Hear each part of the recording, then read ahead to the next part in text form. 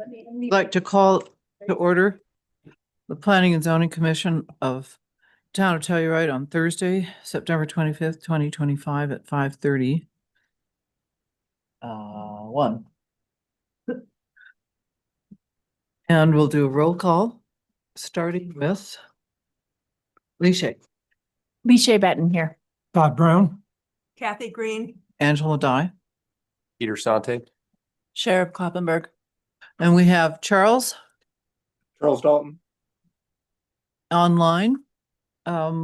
Staff, we have Piper Miller as our clerk, Ben Tribble and Kristen Clothier as our staff, and And Enright, Council Liaison. thank you. And do we have it? I snuck Oh, in. there, yeah. Ally Staton, Staton. Slayton, there we go. Mhm. Same letters, wrong ones. With our attorney's office. Anyone online? No, okay. So we'll go to approval of minutes. So I approve the planning and zoning commission chair minutes of August 28th, 2025. Following that, I'll take a motion for the P and Z minutes dated August 28th, which is later in the day. I move to approve the August 28th, 2025 minutes of the regular Planning and Zoning Commission as presented. Todd seconds. Okay. Anyone for discussion? All right, so Kathy, how do you vote? Yes. Todd, yes. And Peter, yes. Charles? Charles, yes. Angela, yes. All right.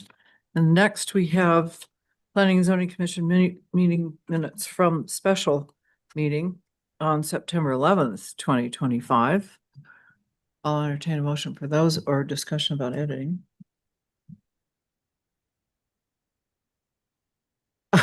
Sorry, Todd. Todd moves to accept the minutes of the special meeting of September 11th as presented. And we could take a second from someone, even if they weren't there. Peter will second it. Right. Any discussion? We'll get into what the further contents of that is later, but, and just to confirm, Piper, everyone can vote on that except the alternates, approve the minutes. Todd, how do you vote? Todd, yes. Peter? Peter, yes. Kathy? Yes. Charles? yes. Angela, yes. Yes. Okay, any staff announcements? I just have one. So just to let you all know, Ben and I will be attending the 2025 Western Slope Planning Conference in Grand Junction, hosted by the Colorado chapter of the American Planning Association from October 22nd to 24th. This does overlap, unfortunately, with our October 23rd Planning and Zoning Commission meeting. And so as I will mention during the comprehensive plan update, which is our next agenda item, the Logan Simpson Consulting Team just confirmed yesterday that they will be returning to Telluride October 27th to 30th. And I'd like to suggest that we cancel our regular P&Z meeting on the 23rd and instead hold a special meeting the following week for a P&Z work session with the Logan Simpson team in person to continue our comprehensive plan discussion and work together. That's, the date is October 30th then, you're proposing for It P would- and Z? It could be anywhere between October 27th to 30th. And I thought I would send out a poll to all of you to see if that could be accommodated in your schedules. And I'll do that tomorrow just to keep, us moving forward. This would be an evening meeting, did you say?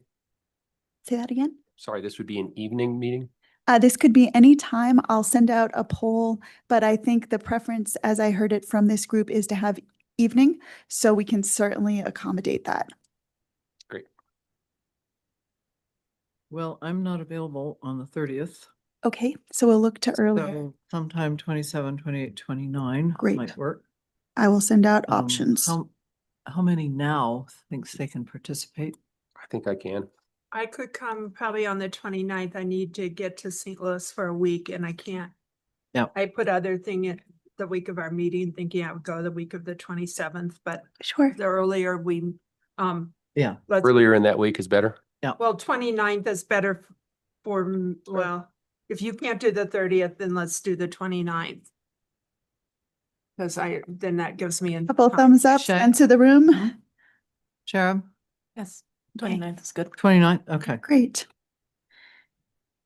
and on that, While we're all here, should I just say 5:30? yep, I love that. Put it on your calendars. Great.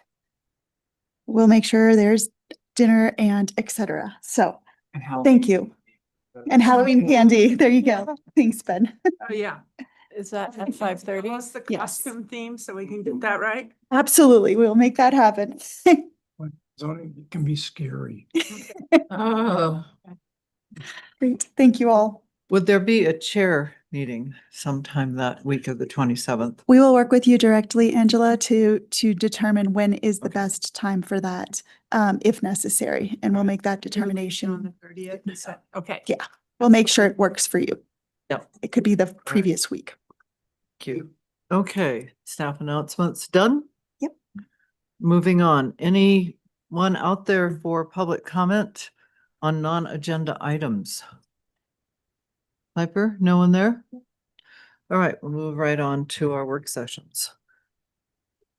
First of which is to review comprehensive plan maps and resources with Ben Osterling, GIS analyst with Logan Simpson.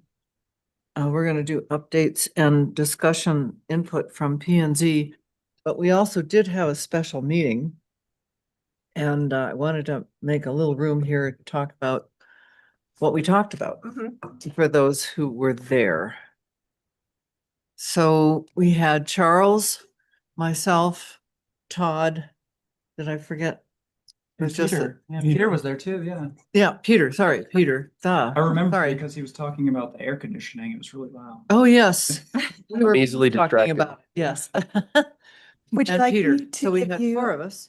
would you like me to give you a very high level, just for the public of Sure. what we, Feel Met free, about- anyone after that who was there, or if anyone else wants to ask questions, just great. take like 10 minutes out of our schedule to review the kinds of things we talked about. It's Great. pretty broad reading. So this is just very high level, and again, for members of the public to know what the work session was about. So on September 11th, P and Z members held a work session to provide additional input in the early stages of comprehensive plan development, utilizing previous and existing planning documents and resources as a launching point for discussion. Discussion focused on key priorities of the 2026 master plan primarily, as amended, including identifying opportunities for regional collaboration, strategies to meet the housing needs of our workforce, and sustainability. So if anyone wants to share any of the input or discussion following on Angela's questions, that would be wonderful. Well, my notes say we talked about, we went to the implementation measures as part of the 2006 plan. Is that right? Yes.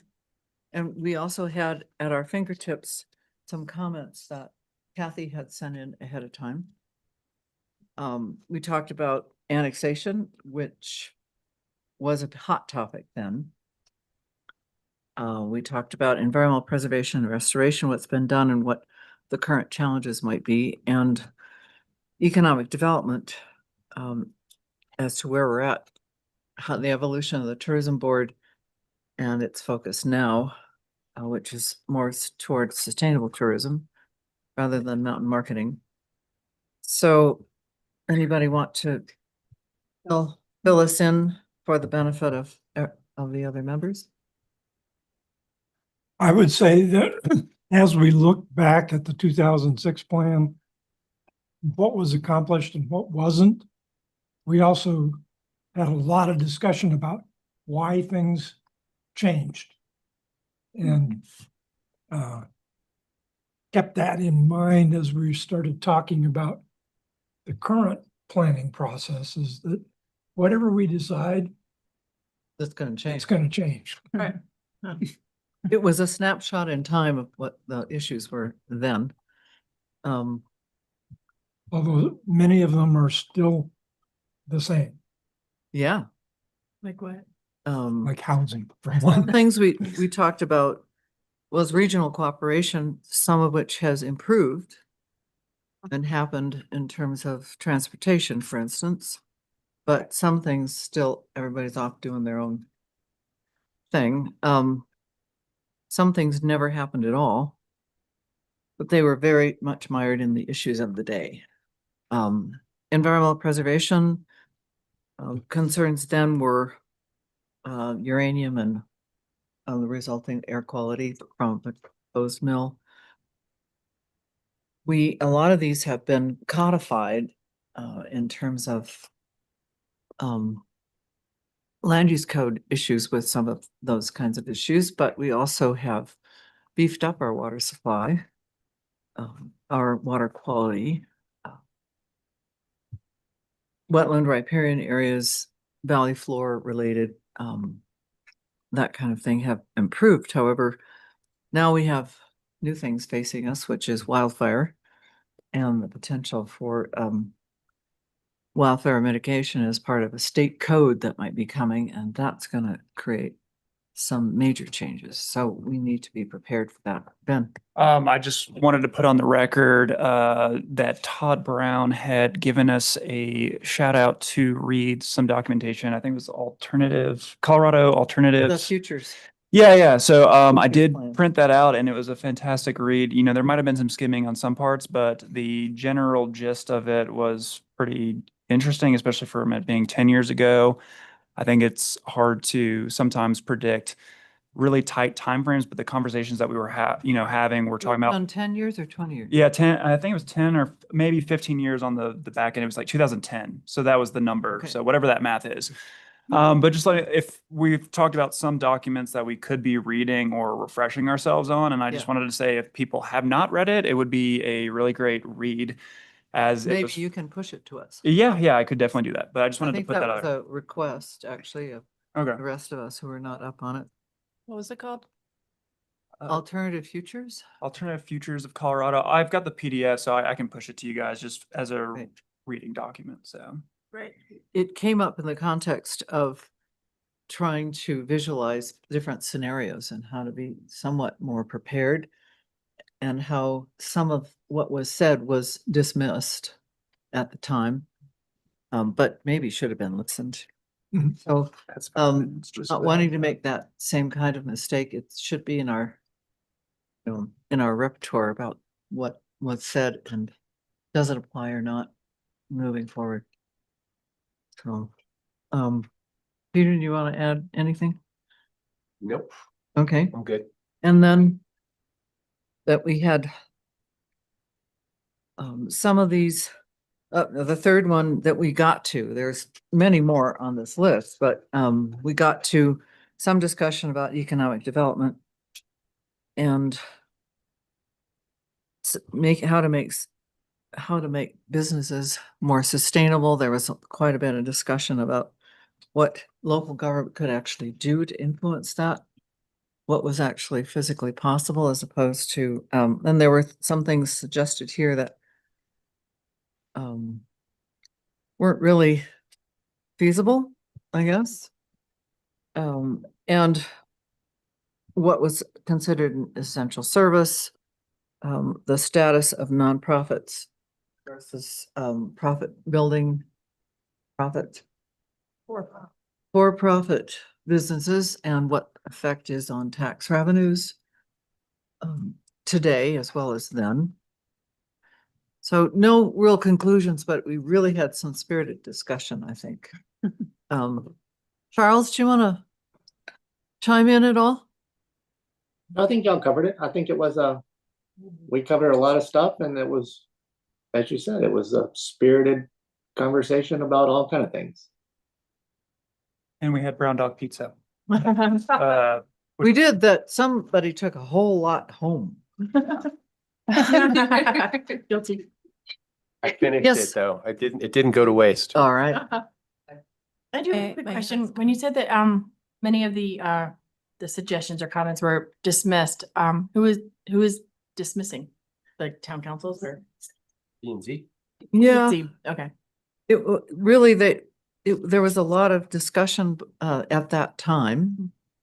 But a lot of, concern about just what they could implement.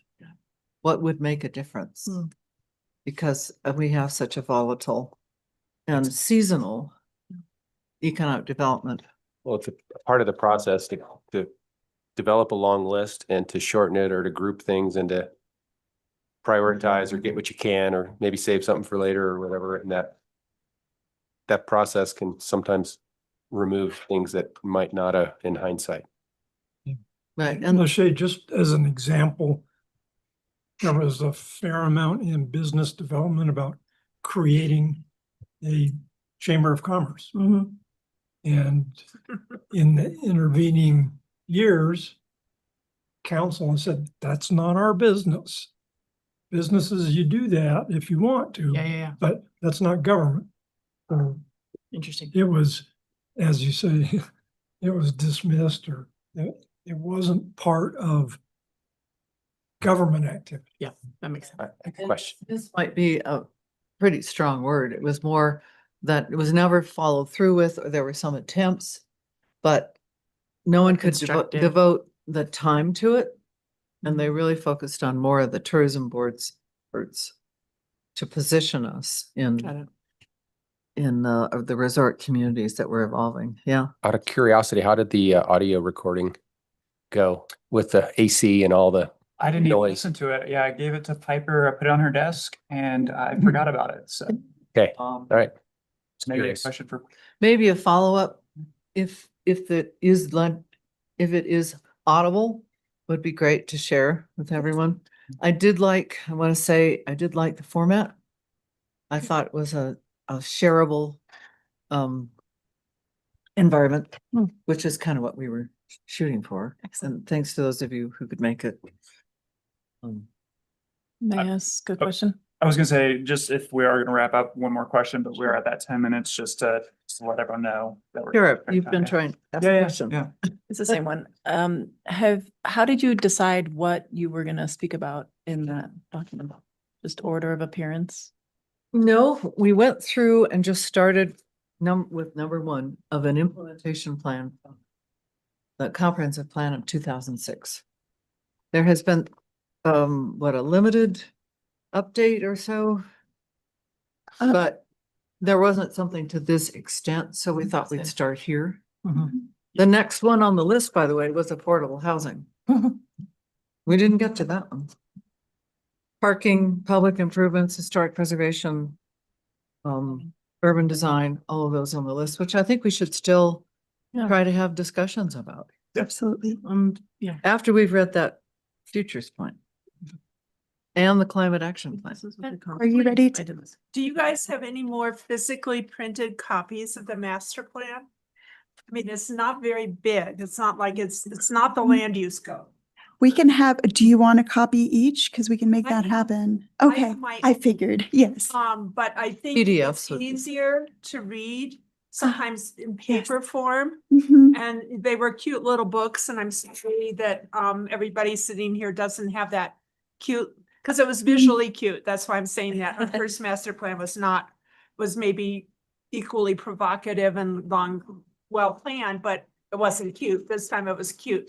I think it would be easier for everyone to read it if they had that cute little book. I will I see. got my own. Yeah, I will see if we have extra copies, and if we do, I'll ask you who needs one. Otherwise, I'd be happy to have copies printed if you want a reference copy. Happy to Maybe do that. Tell her if you want a paper copy. If you don't want one, that's fine.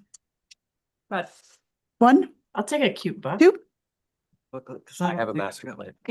great. I'll bring it. It's on my list to do. I Great. forgot to bring mine. Sheriff, do you want one? It's more comprehensive than the summary that we. That's just the end, that's like literally the index of that text. It's probably like 40, 50 pages in front of that. It gives But a little, You need to read it and think about it and read it, but it's not reading the land use code. Yeah. It's interesting to read, and the graphics that go with More it. are pictures good. for sure. The land use code's very Sounds good. exciting, you know. So, and I think and the like intention of our discussion was not so much to look past, but look at what past opportunities might have been missed Mm. or what we had taken on and actually accomplished as well. And so to look to future opportunities and try not to miss those this time around. And sort of get a tone for in 20 years, 20 years, 20 years, sorry. What, where are we compared to where we thought we were going? Because the same thing will happen to us as we look at the future for the next one. But to get all that out and to go through a discussion process is oftentimes the best way to get to possibilities. And maybe not repeat mistakes or drop the ball of future opportunities. No matter how well you try to plan or make a list like that for the Yeah. end of your master plan, there are things that will become irrelevant. Because the economy changes. We get water rights that, the water rights settlement, and now we're in a drought and maybe we won't have as much snow. So the water thing, the water, drinking water issue has gone like this. But the things that you think are super important on that day in 2006, you're like, what? Why were we even worried about that? And we didn't do anything about it. It just went away. It became irrelevant. It was very relevant then, but it's not now. And we didn't even think about early childhood education in a single word or page of that book. So All right. I'm going to suggest, just because we do have a special guest who will be joining us, that perhaps we now move to the next part of I was this just gonna agenda. say, it's item. been here. Yes, and I can introduce this part if you'd like, Angela. Okay, please. Great. So first, just really briefly, as a next step in terms of our master planning process, 3 members of the Logan Simpson Consulting Team will be returning to Telluride October 27 to 30 for a second round of community engagement activities. And during this time, there will be numerous opportunities for the community to provide input to the comprehensive plan, including a town council work session, a Planning and Zoning Commission work session, building on our September 11th work session. And in a meeting yesterday with the consulting team, they are actually going to take the 2026 master plan as amended and put together a nice framework for that discussion. 2006, The 2006 as amended master plan. They will be putting it into a format to capture further input from you on all the other topics during that work session. So thank you, October 29th, 5:30 p.m. The second meeting of the Comprehensive Plan Community Advisory Committee will take place during that 4-day period. A comprehensive plan engagement event focused on connecting with Spanish-speaking community members, facilitated by our bilingual consultant, is being organized. There will be facilitated roundtable discussions focused on key elements of the comprehensive plan to gather input from key community members and stakeholders. And finally, an informal, engaging, and interactive community drop-in event. So just to give you a sense that we're in the early stages of planning out the details, but I want you to be fully looped in. And now it is my pleasure to reintroduce you to Ben Osterling, who is our GIS mapping data visualization expert with the Logan Simpson team, who is going to be sharing some of the exciting work he's been doing behind the scenes to support the comprehensive plan. So Ben, take it away. And feel free to Awesome. go over a little bit if you need to, because I know we're a couple minutes behind. So do take as much time as you need. Awesome. No worries. Thanks for the introduction, Kristen. It's good to see Sure. everybody again. Can everybody hear me? Fine. Just want to double Yes. check. Awesome. So yeah, as Kristen mentioned, I'm here to give a couple of updates. And so I'm actually going to start by showing an example of something we've done in a different community to try to really help brainstorm and give you an idea of where we're going in terms of trying to be transparent and accessible and engaging with an online site for this comprehensive plan. And then I'll transition to kind of the anatomy or skeleton of what we have so far for that website for Telluride. And we have an example of kind of a tool that we'll kind of go through that kind of will give a feel and access of kind of what we're going for in terms of visualizations and kind of usability for the public, for P&Z, for anyone to come and use. And so feel free to interrupt me throughout any of this process, but I'm going to kind of start with this example from another community we've worked in. kind of see if we have any reactions, then move to Telluride's example, and then kind of give you an update of what to expect moving further.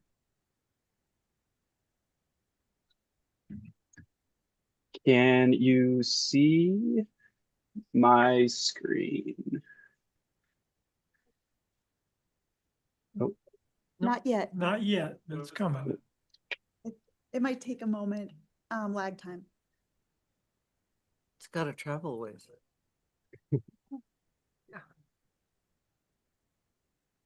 There we go. You've got it. yes. Awesome. So what I'm showing you right now, and so for some background is usually when we start comprehensive plans, there's this existing conditions that's put out. And so usually that's kind of that initial PDF document that a community does to kind of get an understanding, as many of you know, of kind of the current conditions in the community. And we've started to find that, as we've progressed with technology and, people's engagement styles have changed over the different years, we realized that people would pick that up and look at it maybe in the first couple months of that plan, and then it would kind of go to sit on a shelf. So we were trying to brainstorm ways at Logan Simpson on how we could get people to re-engage with that and have that information more accessible and digestible throughout the course of the plan, but also have it be more easily updatable. So as you transition to scenario planning or future indicators or metrics that you want to track, you have that existing baseline always there that can then transition again to those future goals. And so right now what I'm showing you is what we use through ArcGIS Online. So this is just a website format that connects to a lot of GIS data, which is really cool because it gives that transparent perspective of kind of the data that we are housing throughout the plan.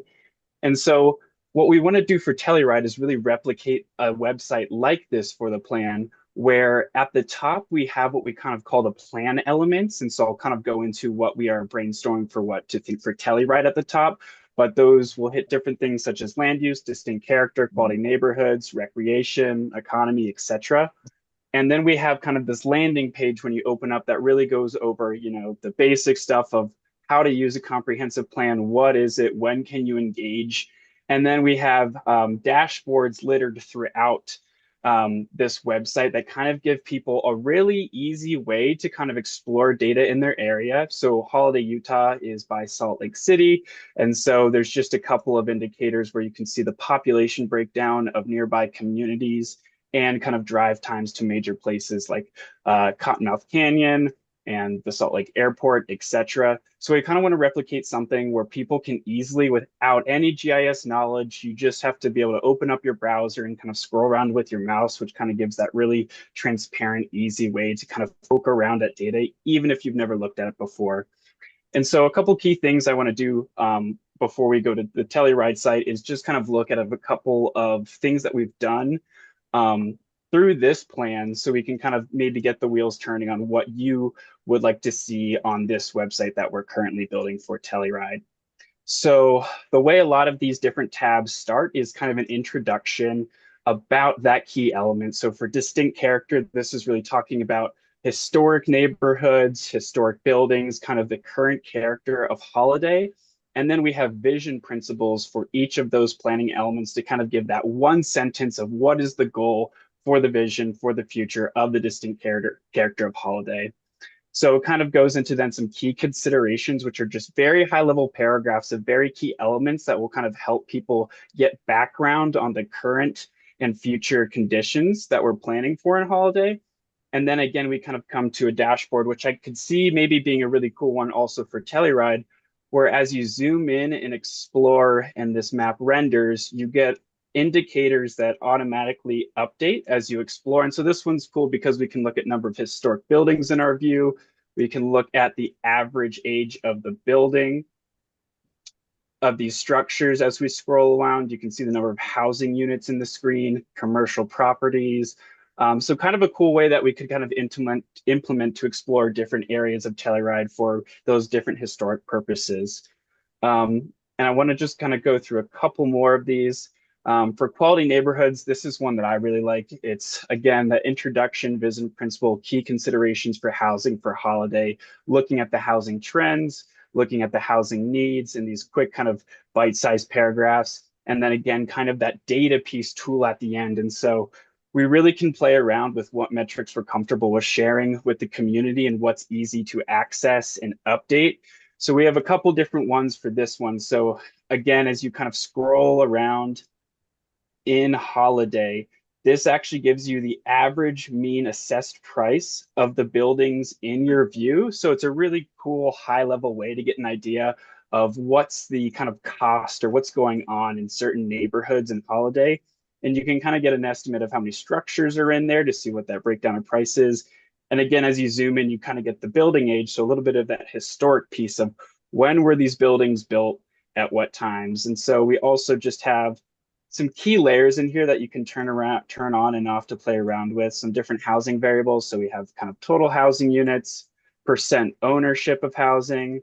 We did an affordability analysis. And you can kind of click these different charts on the side to kind of see where in Holiday is more affordable for home ownership, where it may not be as affordable. So some cool, just kind of, again, housing variables that we kind of implemented into this dashboard. And so I'll show, I think, maybe one or two more. I kind of got the end of that conversation y'all were just having on economy. And so this one I also really like. So again, that same structure, but kind of want to highlight what we did for this one. In terms of spatial data, again, we kind of go into elements such as business retention and attraction, kind of the employment and workforce competitiveness, maybe some sales leakage in the area. And so a cool analysis that we did for this one is actually looking at sales revenue. And so to make it not parcel specific, so we don't really have to zoom in and like look in at each building and maybe what business sales revenue is, because that can be sometimes a little bit sensitive. We actually did this analysis where we made, these are half-acre hexagon grids. And so Holiday is mostly residential. And so that's why I see a lot of this light blue, because there's no sales revenue being generated. But they have two kind of key downtown areas. They have the Holiday Village and then kind of a mixed use mall over here. And what's cool is you can see that as the color goes from white to darker purple with kind of those medium blues in the middle, the revenue or sales generated from those businesses get higher. So we can see that Holiday Village is, you know, a big producer for business. There's a little bit in the southeast corner as well, and then of course around the mall as well. So as you zoom in, you can kind of get an idea of how that revenue is being generated, what's being generated. And then if you really zoom in, we have economic sectors also popping up here. So you can kind of put your cursor over it and see, hey, food services and drinking places, there's 18 in this area. So just some really cool economic data that we could pull and kind of play around with Telluride. We can make the hexagons by revenue or by different economic, it could be like commercial, it could be tourism, outdoor tourism, kind of different ways just to get an idea of, you know, what is that portrait of Telluride for the economy. So I'm going to go through just one more. So responsible renewal and infill is another chapter element for Holiday. Again, kind of looking at key considerations, looking at different water elements, how many water providers are in the area, what are certain ways we can reduce, so that sustainability piece of water. And then we have dashboards to even show who are the big players for water providers in Holiday. And so as you can see, there's a lot of different canal companies that have a certain say over acreages in Holiday. So it's a really cool breakdown of just percent coverage by parcel of what water is being provided and where, and kind of how big those boundaries are for those different companies. And then as we go further, we actually added one more for constraints dashboard. So a couple of different elements in this one too, kind of looking at tree coverage in the city. We had an analysis to see what the canopy coverage was, maybe which neighborhoods are lacking extra tree coverage and could be revitalized, floodplains, landslides, and then some sensitive properties as well. So that's kind of just a pretty quick overview of how we are kind of assembling these different things. And again, this is really to make sure that we're not kind of creating a static point in this comprehensive plan update, that all of this lives online and we can export them to PDFs to hand out. And for those people that want to have that paper copy. But what's really awesome is that this plan doesn't then go to sit on a shelf. It's constantly updated. All the GIS data is live online. And so as someone updates something, that's automatically then updated in those dashboards as well, which is pretty cool. So before I go to kind of the Telluride example and showing you just a little bit of what's going on there, are there any kind of initial questions? Yeah, Ben, talk about the reliability of that data that underlies all of this. I understand the geopolitical piece, but when you get into incomes and revenues and that kind of thing, we've never had really good luck getting that out of people here. Property valuations are on that list too. We talk Yeah. about the assessor or the Assessor, you could put up with that. realtors tell us. Yeah. The assessor and the realtors are kind of thick these days. It's changed. I had a question Yeah. about Oh. how does this scale down to us? You know, Holiday Yes. looked a little bigger. Yeah. Yeah, and so that's a really great point. So there's a number of ways we can scale it, again, kind of dependent on that transparency and what level we want to show. We usually like to start at the parcel level, but since Telluride is really small, that already gets really specific. So we can kind of talk about how we want to divide certain areas up if there is a particular way to do that, whether it's kind of looking at housing in certain neighborhoods or it's looking at economy, dividing the area into different either, downtown businesses kind of outlying, etc. So we can kind of create either hexagons or different geometry at, we could even do it by block. We could use the street sections to kind of cut all the blocks up, and then we could do aggregation of data at that level. But we're going to pull a bunch of different sources. And so that's what we've really been doing over these last few months. And so I think this is a good opportunity to also say we want to come back to you at the end of October with the Telluride site fully built out as a draft. So that's when we can really get into a specific conversation if we're representing that data correctly. Right now, we're just talking with subs. We're pulling all the data and we're creating all this stuff in the background. And so that's why I won't have a ton to show you yet on Telluride, but I do have one example of kind of looking at a summary of what we've done so far. And so, sorry, I know that might have not answered your question. I can circle back to that. No. I think, oh yeah. I was just going to say, I'm wondering, based on those categories you've suggested, if maybe zoning is the way to go because of the way that it's actually implemented. Because the zoning typically represents the historic character or I don't know. I mean, I'm just throwing it out there. If we want to give any feedback for his analysis, this is probably the time to do it. Well, the zoning and the HARC treatment areas don't totally match. It'd be nice to have both of those to look at if you were getting really serious. And I am a Luddite, but I do go on the construction page of the town thing and see what's going on in my neighborhood and stuff. I'm capable of doing that. But I'm also an advocate for people who don't have smartphones, who don't have Wi-Fi at home, or they're too old and they never learned this. And I don't think this is your problem. It's maybe a bigger problem at the top of your team. How are we going to reach and include people? It's not a language barrier. Well, I guess it is. It's a tech versus a totally. And if I were to win the lottery when it was $1 billion, I would take most of that money and making sure that every single government in the United States had a paper version, an accessible version, and nothing was required to be only electronic. I'm totally, totally, totally against that. And I know that causes problems, but there needs to be an alternative for people. And I know we have citizens and residents who want that. Yeah, great point. And I will show you actually an example of the summary I've created for Telluride that I'll show you in a second. I'll show you directly what that looks like if we were going to print it. So it's a one-to-one. We're making sure that we're not going to have to double our efforts. It starts online, but it's still in an accessible format that doesn't read weird or wonky. It goes direct to PDF to that paper copy. And you'll kind of see that side-by-side comparison to really make sure that we're kind of covering the dynamic and the static elements of this plan so everyone can approach it in the way they need to. I'd say public meetings are one way to do that. Yeah. Public outreach. Public outreach. But I mean, I really think you need something where they can walk in the door of this building and be handed something, not have to ever touch a computer or a telephone to get the information. Anyone else have some suggestions at this point? I have a question. Yeah. Maybe a suggestion. How are you gonna, can you hear me? How are you gonna generate the tabs? Was that something that's been discussed in previous meetings? Like what is gonna be Oh, included in this? which the I subject. mean, the chapters? Yeah, the subject. Or whatever. Oh, yeah, Well, following on the implementation plan from 2006, I think they have a framework that they're working on. And there's been quite a bit of public input, as I recall, on various different subjects. So it's sort of like storyboarding, coalescing things that are related.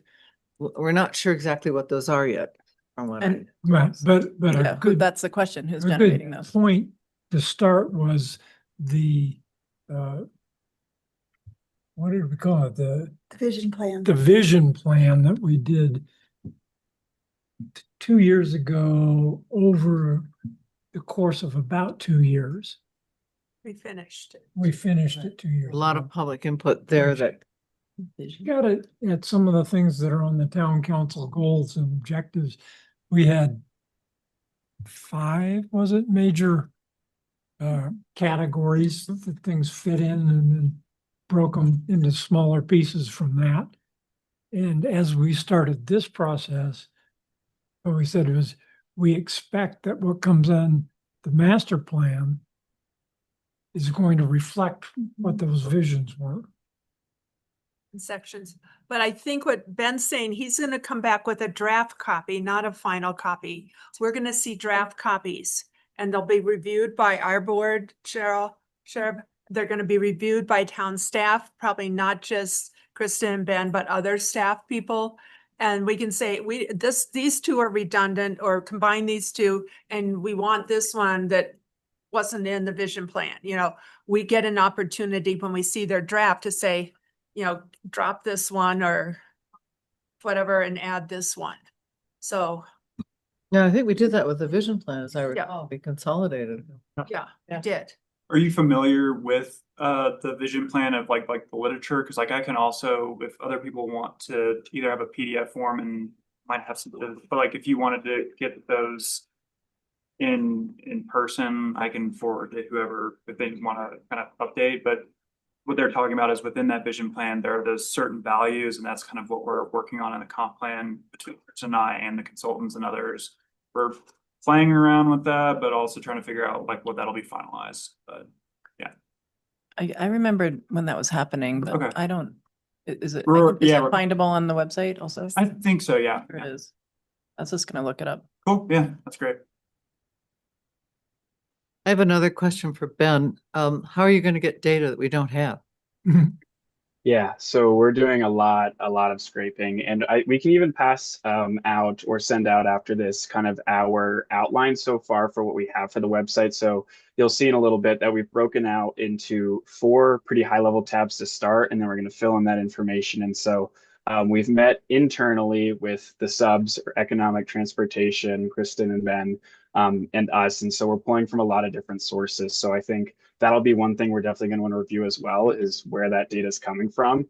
We have kind of outside sources, such as something you might have heard, which is CoStar. That's really, really powerful in terms of economic data and pulling in point data. As one example, Sarah has a lot of her housing data from various different sources, so we can kind of outline where everything's coming from, but there's going to be a very big compilation from a number of different sources. That is updated, like you said, live. You stay connected to it. Yeah, and I think one big thing that Angela brought up that we'll want to talk about too is we're going to want to compile all this data into something that is accessible. And what I mean by that is we don't want like an Excel sheet over here, PDF over here, a data set from over here. We want to bring it all into one thing. And so in that regard, it's going to probably be a database where if we want to start at the parcel level, and so every parcel gets a data point from where we can pull it from, if it's in a floodplain, if it has a certain environmental factor, if it's housing, if it's economic, and then that can be set internally if we don't want to show all that information at the parcel level. And then we can again aggregate that up to the blocks or zoning, as was mentioned, and kind of have those key elements in there as well. So there's going to be a couple layers, but we want to make sure that we start at a level and then build up from there, if that makes sense. So one of the data points I'm thinking about is what's under consideration, things that might affect us that are outside influences. And that is, and I'm harping on this one in particular because I think it's going to hit us like a brick, is the fire code, the wildfire mitigation. And we don't have an inventory of our urban tree canopy. So we don't have that base data to compare to what is proposed to determine what impact that is and how to create a plan. Because we're going to need a plan if we're going to have anything left. So that's just one example. There may be, several others that may affect our physical environment that are out, they're extra, that are coming to us that we are going to have to react to.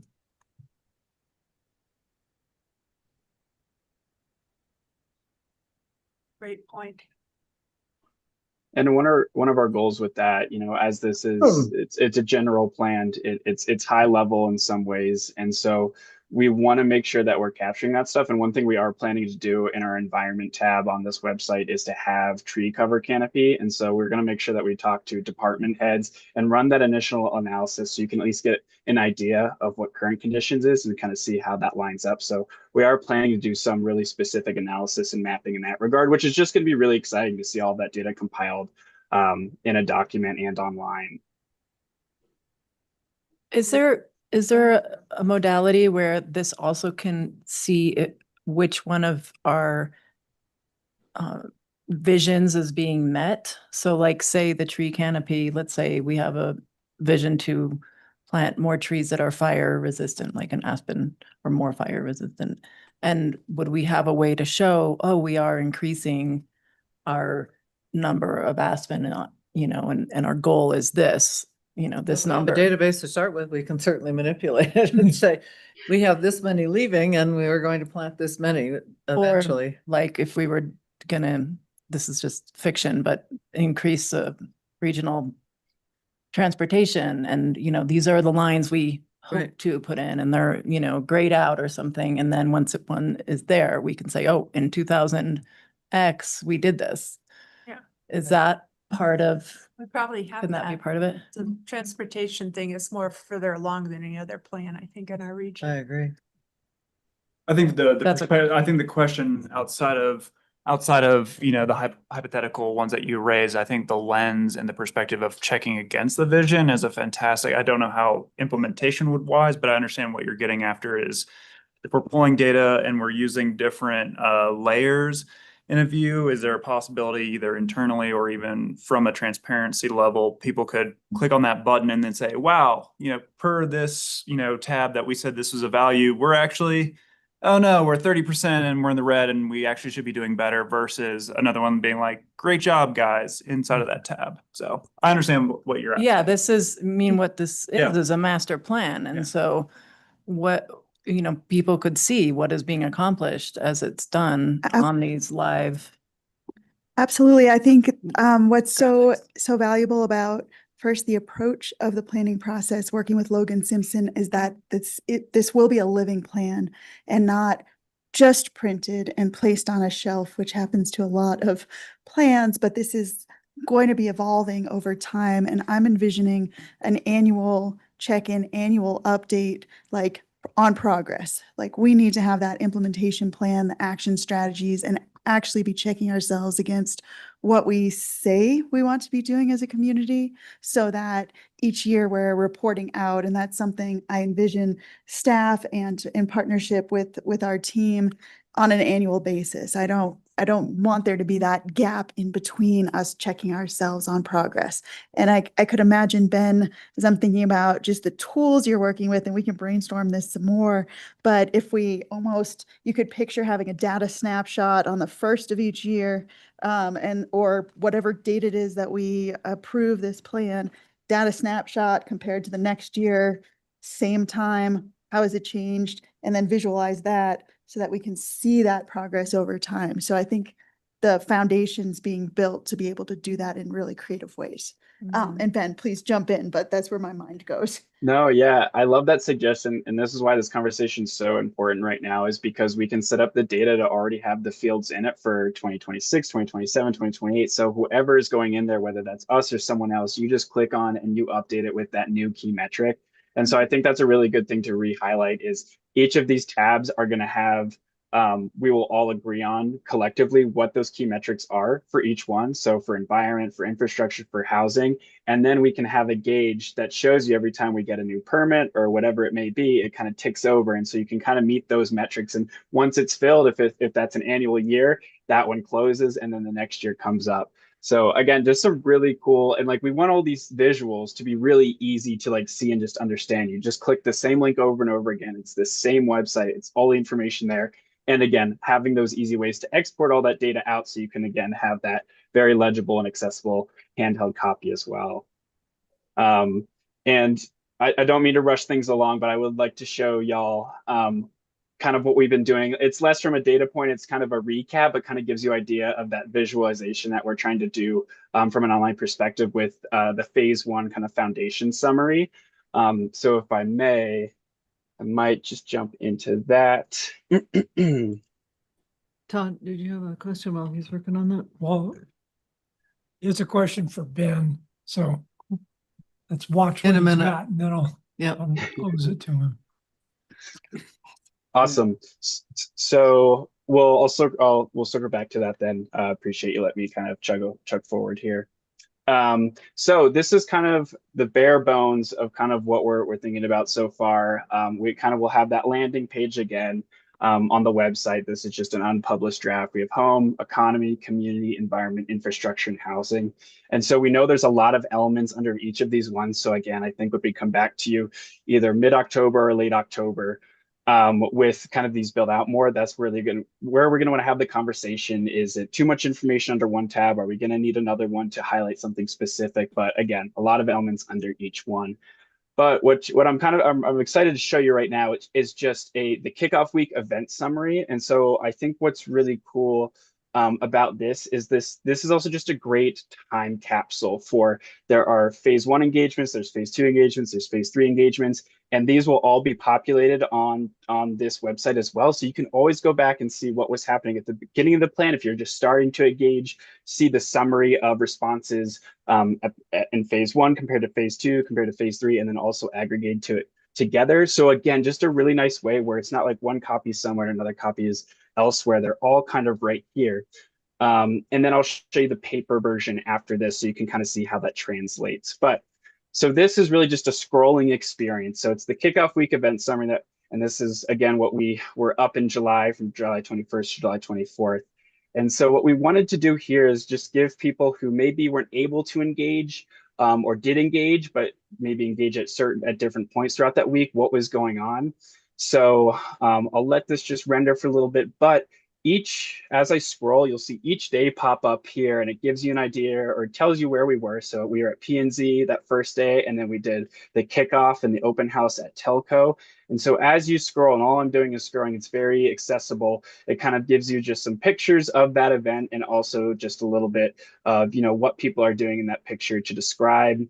Tuesday, day 2, we went all the way to Public Works. We were at the public library for the HARC update, and then a listening session in Town Park.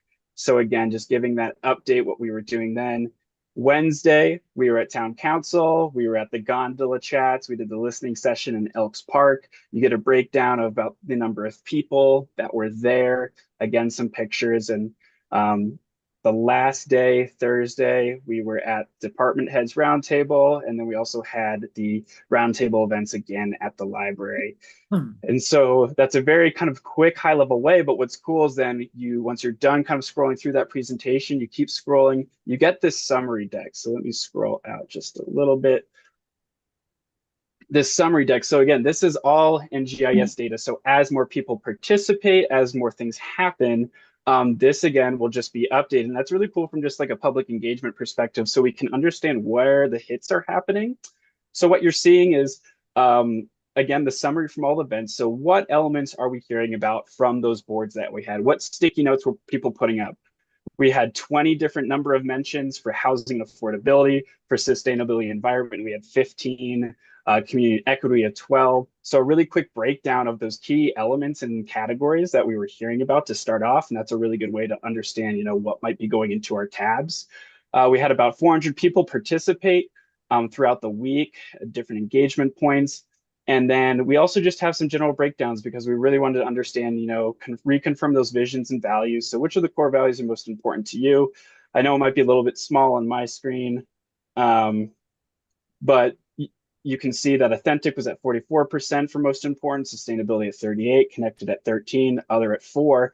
And then what's really cool is, because I think redundancy is a really key part of this plan as well, is if you kind of forget what those core values are, you miss that engagement, you can click on this little tab and you get authentic, sustainable, and connected. You get those right there. So we want to make sure that that text and extra information is always right there when you need it.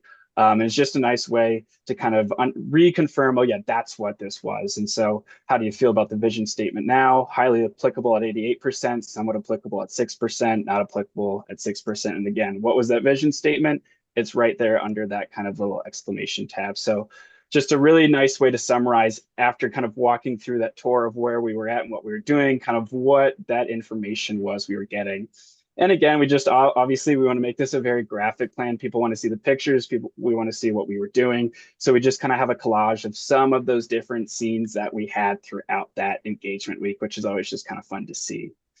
And so the last part, and sorry, I know I'm going over quite a bit here, but we asked to help continue the conversation. So this, we're planning to go live next week. Just this story map, it'll be separate. It's on the website unpublished, where we're going to store everything and eventually publish later in October.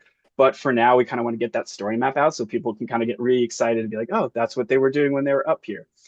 So for this one, we have just a little tool also. So once they're done reviewing everything and say they didn't engage with, if you got to say something, we have a public engagement tool. And you might remember this was one of our boards as well, for where people live, work, and play. So blue are where people are playing in Telluride, and it's a little bit of a heat map from that week. Red is work, and green is where people are living. But we wanted to take it a step further. So not only are we asking people those kind of key elements, but we also want to know what the opportunities and challenges are. So it's as easy as coming in here and clicking what you would want to do. So say I want to do an opportunity. I really think something should happen here, or I have an observation. You can go and put that point down, and then you can actually leave a comment too. So we're starting to make sure we're getting some more detailed data points as well. And then that saves and is public. And so I'll go back and delete that later because it's just a test, or I can discard it now. But people can kind of go and play around with that. So you can kind of see where people are already engaging through this tool, and then just kind of a nice little help button if people are struggling to kind of understand how the tool works. So all that information is there. But yeah, sorry, that's a lot in a little bit, but pretty excited just about this little recap for that engagement week. And we think we cover a lot of kind of different parts, and it's very approachable. So I'll quickly just show.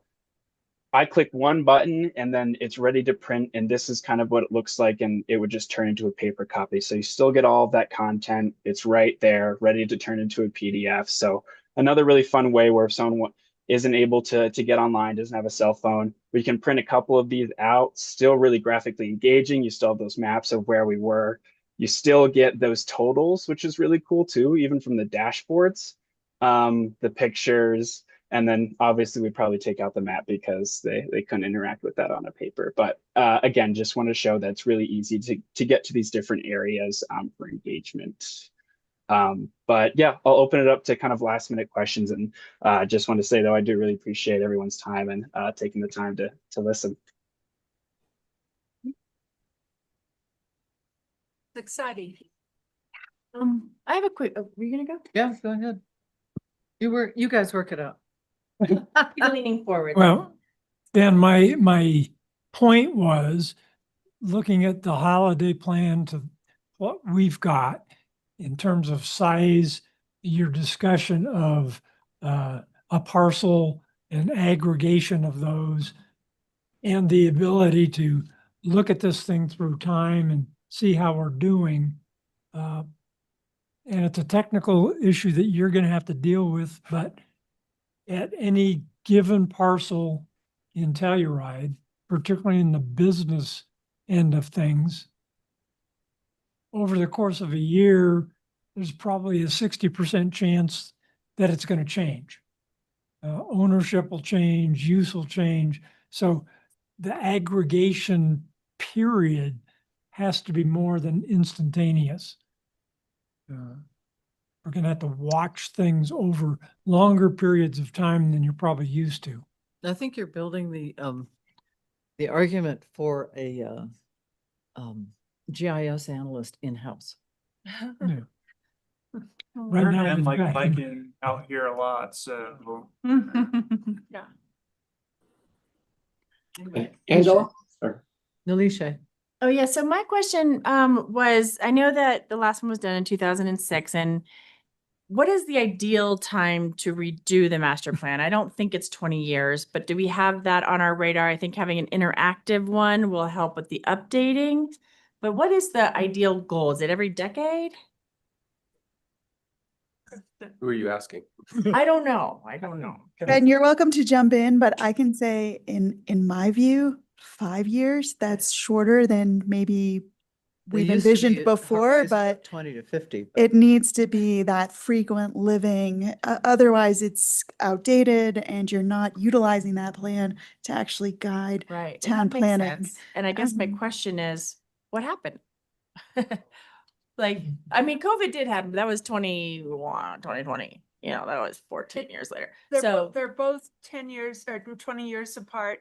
I think the 86 one asked for an update in 96. We tried to do an update in 96 using town staff, and we were having problems within the staff of the planning commission, and that blew up. And we were also fighting with Mountain Village and their vision. They were just becoming a town instead of a PUD. And there were some really hysterical meetings that would make good TV programs. But so that's what happened with that update. Then I don't remember what we were doing around 2015 or 16, but I think we were busy. Water. Water oh, water, yeah. and stuff, and there wasn't resources to Mhm. go get a consultant, and there was not an ability to take it on in-house either. Okay. So, but Well, I have a feeling, especially with AI, everything's gonna get a lot easier, but I was just wondering if what our goals were. I for don't the 3 necessarily agree with you. No, I don't agree. I'm just saying, I think things will get easier. some parts, but I mean, there's gonna be a lot more inaccuracies, just Mhm. because there's things that are wrong in our land use code and things that are wrong in all of our plans, but Sure. you know, the more that's we need to do more research, and we need to do more surveys that are the same survey every few Continuity. years, so that we have the same data and know that's how we know what we're really Yeah, doing. like Jabbar is, yeah. And you can look, our climate action plan, which was finished about 2 or 3 years ago, has something called a dashboard. And I think what Ben is proposing is more sophisticated, but you go onto our climate action plan, ask for the dashboard, and it will show you where we are on our 5 or 6 chapters or topics or whatever you want to call them, on transportation, on buildings, residential buildings, or commercial buildings, and municipal operations is one of the categories. You know, it shows not maybe exactly what we've done, but it shows the percentages that we have targeted. Yeah. And, you know, some of the things on that list are really hard. Mhm. I don't know if we'll ever do them, even in 100 years. Other things we've kind of zipped through. So. Charles, you had a question.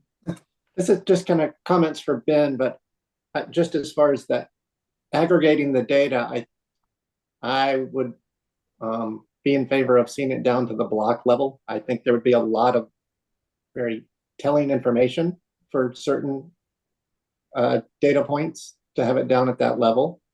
Are you saying neighborhoods or No, what do you mean by block. blocks? By street? By town block. Okay.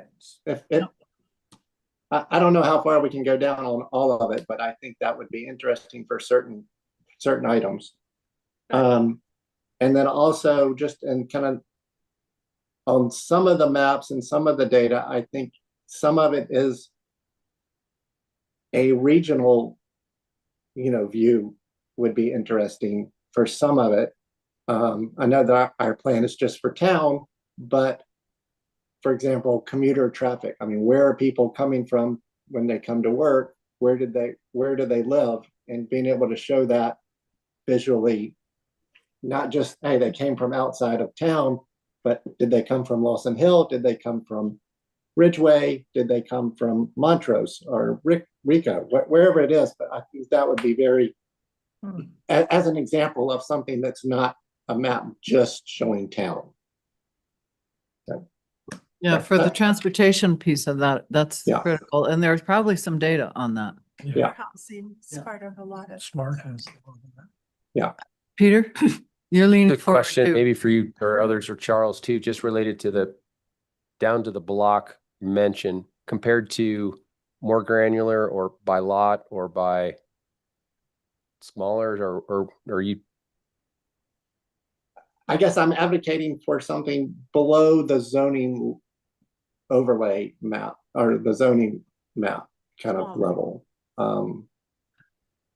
At a more detailed scale. A smaller area than the zoning category. Than just zoning. Yeah. Yeah, I mean, I think that zoning categories would be good, but I think there's some things that would be more interesting, more telling to us to be able to see it at a more granular level than say just the historic district, and that's Right, all right. grouped together. It'd be interesting to say, hey, there is economic activity on Pacific Street, but this is where it is versus how much is on Main Street. I mean, and is that something we want to try and grow? That we want more economic activity and commercial sales, in those areas around the post office or down, The West End. the West End or wherever it is, Yeah. Yep. Kathy? Well, I know the county has this data that I have trouble getting to, and I don't really care about, and it's lot by lot, and it's the valuation, the size of the buildings and all of that. I think some people would feel like that was too personal, too revealing, so I like the idea of block by block. And I think there are probably a few blocks that only have 1 or 2 houses in them, but that's their tough luck. But if we do it block by block, then I think there's a big difference, different things when you live way up on steep roads in a hillside like I do. Angela lives in a big condo building instead. There's just, I'd love to know for Angela's block, which is your condo's kind of like a block, how many people are long-term, how many people are short-term, and how many people are owner occupied full-time, So would we. that kind of thing would be really helpful. And maybe you don't need to reveal, that's a huge building. Maybe you don't need to reveal in my block who's part-time and who's full-time. And I don't think anybody's short-terming at the moment, but I could be surprised, whatever. I'm almost thinking, building on that, Kathy, that the block should be alley to alley.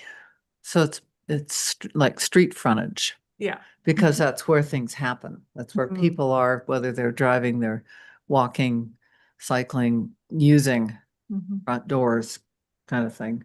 Just something to think about. Peter? I just want to add one more sort of thought to the Shay's question about how often or what happened we do this and what's the effort like.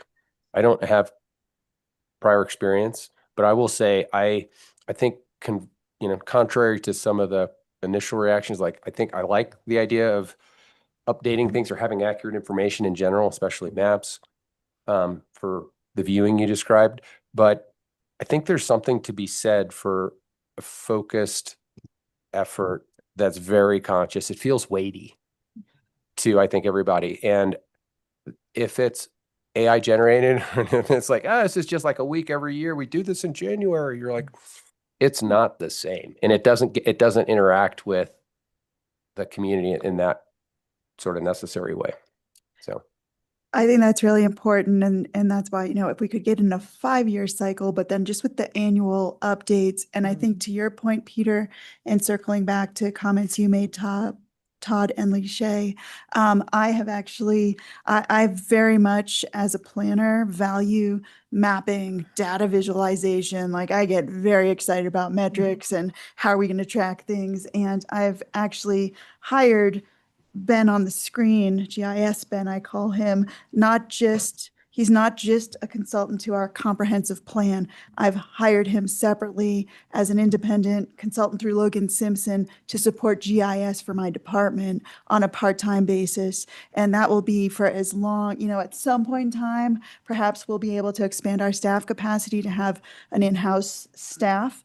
But at this point in time, we are going to be able to utilize Ben beyond the comprehensive plan to keep things updated. And he's helping with other parts of our department on the mapping front beyond this work. So that Well, when we have gives you a little background. precedent for that, because every year we go through the linear footage evaluation of Main Street to figure out what the percentage of use is, because that remains, I think, still a concern, but it's a data set that we've Yes. collected for quite a while.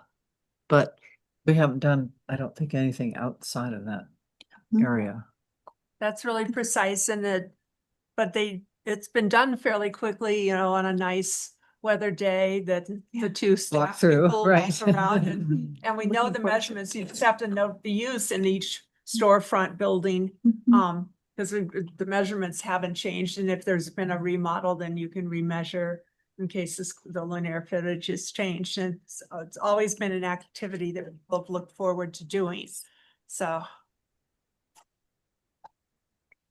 Any more questions for Ben? no, I think it's exciting, even though I also want it in paper. Retrievable. Yeah, retrievable. Okay, I think we're done. Thank you very much, Ben, for that. We'll Yeah, look thank forward you all. to the October Yeah, um draft copy. report back. Yeah. Okay, we are a little behind, a half hour or so on our projected agenda. Anybody need a break? Moment. Because the next one, we're gonna go for over an hour. Maybe we'll need a break partway through. Yeah, so we'll stop partway through, I think is the direction. So next. Commission annual training with Ally Slayton, Assistant Town Attorney. The purpose and roles of our commission and the commissioners, legal and ethics refresher and hearing process review. Give me one moment to figure this out. Type ready. You don't mind. Stop sharing for a second and let's see. Escape. To do slideshow.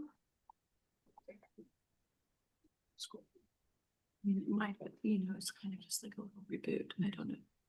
Beginning. And then try sharing your screen again. Or share your screen and then pull that up. For the benefit of the tape, we have a little technical glitch going on here, so. If we want to go ahead and take a 3-minute break while we figure this out. Okay. Yeah, thank you. Let's do that. So, okay. So back at about 10.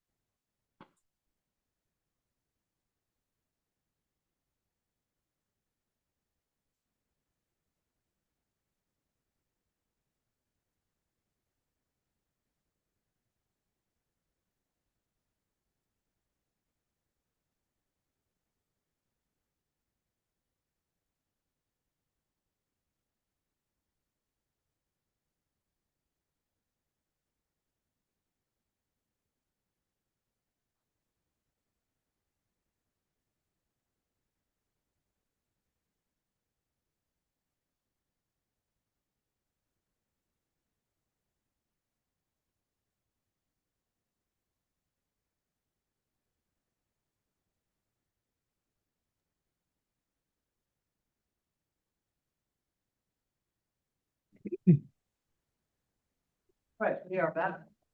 Right? Good? Right. All right, full screen. Go ahead, Ally.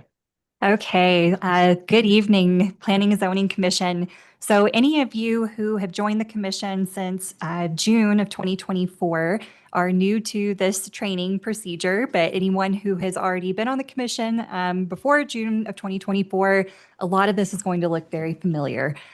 So with that, I am going to go through the full presentation, but because we are already running behind schedule, I might skip over a few of the slides. However, at any point in time, please feel free to interrupt me and ask questions. You will not mess up my flow. And of course, if there's any individual conversations that you'd like to have after this, over the next weeks or months, I'm always available for you. Our contact information is on the last slide. And with that, I will go ahead and get started for this year's training and ethics for quasi-judicial hearings. Before I jump in though, real quick, one reason we wanted to go ahead and have this training session now is because we are expecting, after a long lull, we are expecting some quasi-judicial applications to be submitted to the town for some, you can probably already guess what I'm talking about, pretty substantial projects that are coming down the pipeline. So this is a pretty good opportunity for us to go ahead and let new members know kind of what the process looks like, but also give a good refresher to those that have been doing this in some cases, I think decades. So it's a good opportunity for us to just go ahead and refresh you and refresh your memories as to what a quasi-judicial hearing is, what the standards are, how conflicts are handled, how recusals are handled, and then also, of course, what we're always really concerned about, avoidance of ex parte communications and what to do if you find yourself in the situation of having an ex parte communication. So this is what we're going to talk about today. First of all, and I'll go over the first one very briefly because I think you all understand why you're here, but purpose and role of the Planning and Zoning Commission. We'll also go over the legal and ethics code refresher. This is what most of you have seen, but I think it is important that we just all remember what these provisions are. So of course that goes over conflicts of interest and ex parte communications. We're also going to talk about avoiding bias. And then finally, we're going to go over the hearing process review, which is the slide that we always have in our staff presentation before we initiate a public hearing. However, there are a couple of additions that I've made for this training just to bring to your attention because they have been issues that have been brought to our attention recently. So purpose and role of the Planning and Zoning Commission. You play a role in the planning process in three main ways. So you act as an advisory board to the town council on planning and development issues.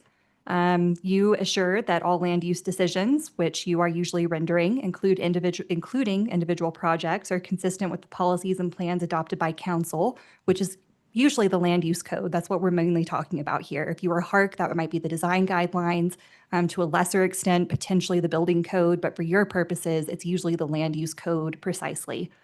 This is primarily in the form of quasi-judicial decisions for land use application review. I am going to go over what quasi-judicial means for those that might not know what that means later on in the presentation, but I just want you to keep that word in mind. And then finally, you can initiate amendments and you advocate for the best interests of the community members regarding land use and development policy and projects. So what I mean by initiating amendments, that's amendments to the land use code. So you can both initiate those from this commission, but you also provide review and recommendation of potential land use code changes.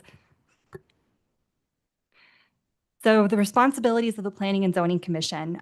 Typically, any of your responsibilities are going to fall into one of three buckets.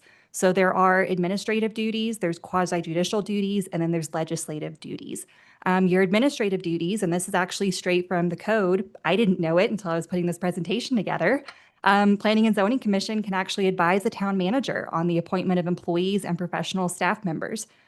So that's one role of yours that would fall into that administrative bucket. There are several quasi-judicial responsibilities that the Planning Commission does have. Of course, that is for the most part just granting various or denying various applications. So those are applications for activities permitted on review, uses permitted on review, zoning variances, PUDs, and then subdivisions. Now, your legislative duties are a little similar to your quasi-judicial duties in that you are making a decision or making a recommendation. However, it's not with respect to one person's property rights. Your legislative duties are where you are making amendments to the code. And again, as I said earlier, you can initiate those changes. So if there's something that you as a commission sees in the code that thinks needs to be changed, you can initiate that. However, residents of the town staff, applicants can also initiate a change to the land use code. Most often, these changes are coming at direction of town council. However, when that is the case, you do get to provide a review and recommendation on that change. So anytime there is something that's going to change or touch the land use code, you get to have input on that change before it's adopted by town council. And just before you go to the next slide, briefly, we have, for instance, on the first one, had a representative at interview panels for certain staff in the past under quasi judicial.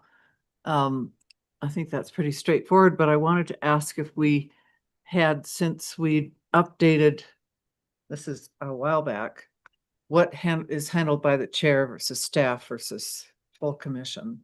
Maybe that should be made available to the group now, because it was a change, just as a refresher. Okay.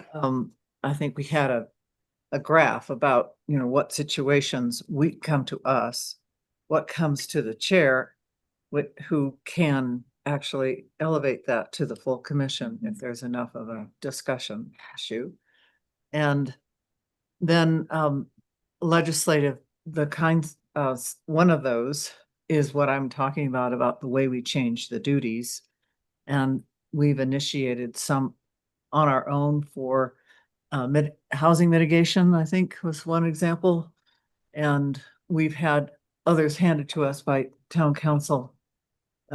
Sometimes while we brought them to their attention, and then they said, yeah, take care of it. But so it can be a back and forth thing, and that has been done. So it might be good to show an example of what it is that has changed, in the last couple of years. Okay, and that's a really good point that you bring up, Angela. And I know some things did change at the P&Z level, but I know most of the changes there occurred at the HARC level, and it was because HARC meetings were 4 and 5 hours long. So we gave more to the chair to review at the Friday after HARC meetings. But when it comes to the planning commission and the planning chair meetings, I can definitely, I don't know, Kristen, if you have any examples that you know of where authority was taken out of P&Z and given to the chair, we can definitely research that. And especially if you have any particular situations that you'd like to talk about, we're happy to find out where that line is drawn. Everybody on the same, but Mhm. differences are, and they might hear about something that happened, but they wonder why it didn't come to the full board, or vice versa. Mhm. And we could definitely update a chart that illustrates that as you were describing, Yeah. Angela, as well, if that's I think that'd helpful. be helpful. 'Cause Sure. sometimes that changes around. Then if you have that as a staff, you can also refer to it and make those changes or updates. Yep. And just so everyone also knows, and I think Angela's well aware of this, if there's ever a decision that even might be in the chair's purview under P&Z, if she is uncomfortable making it or thinks that more people need to be involved in that decision, she can always elevate it to the full commission.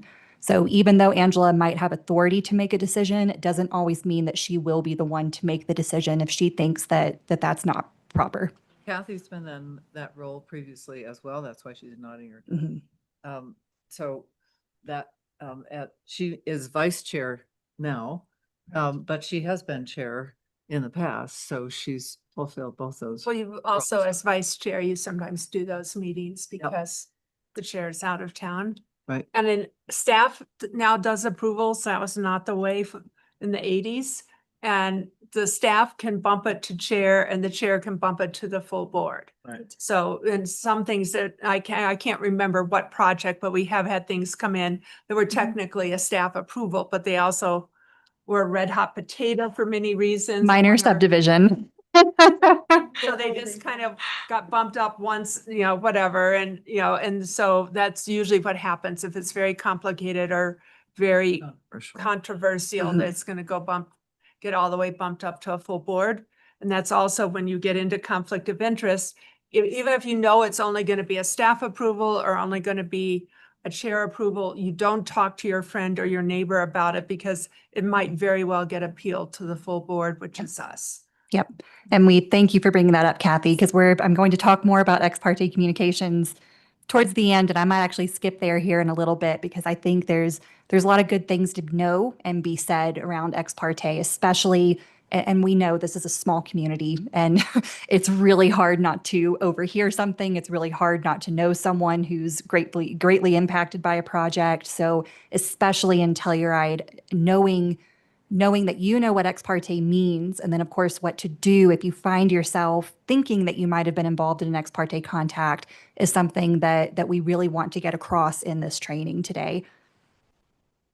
So again, we have the administrative, quasi-judicial, and legislative, but also one of your responsibilities, as you all know, is master plan and the zoning plan. So I think you know enough about this, so I'm going to skip over this section, but I did just want to call to your attention, this is the only duty that has its own code provision.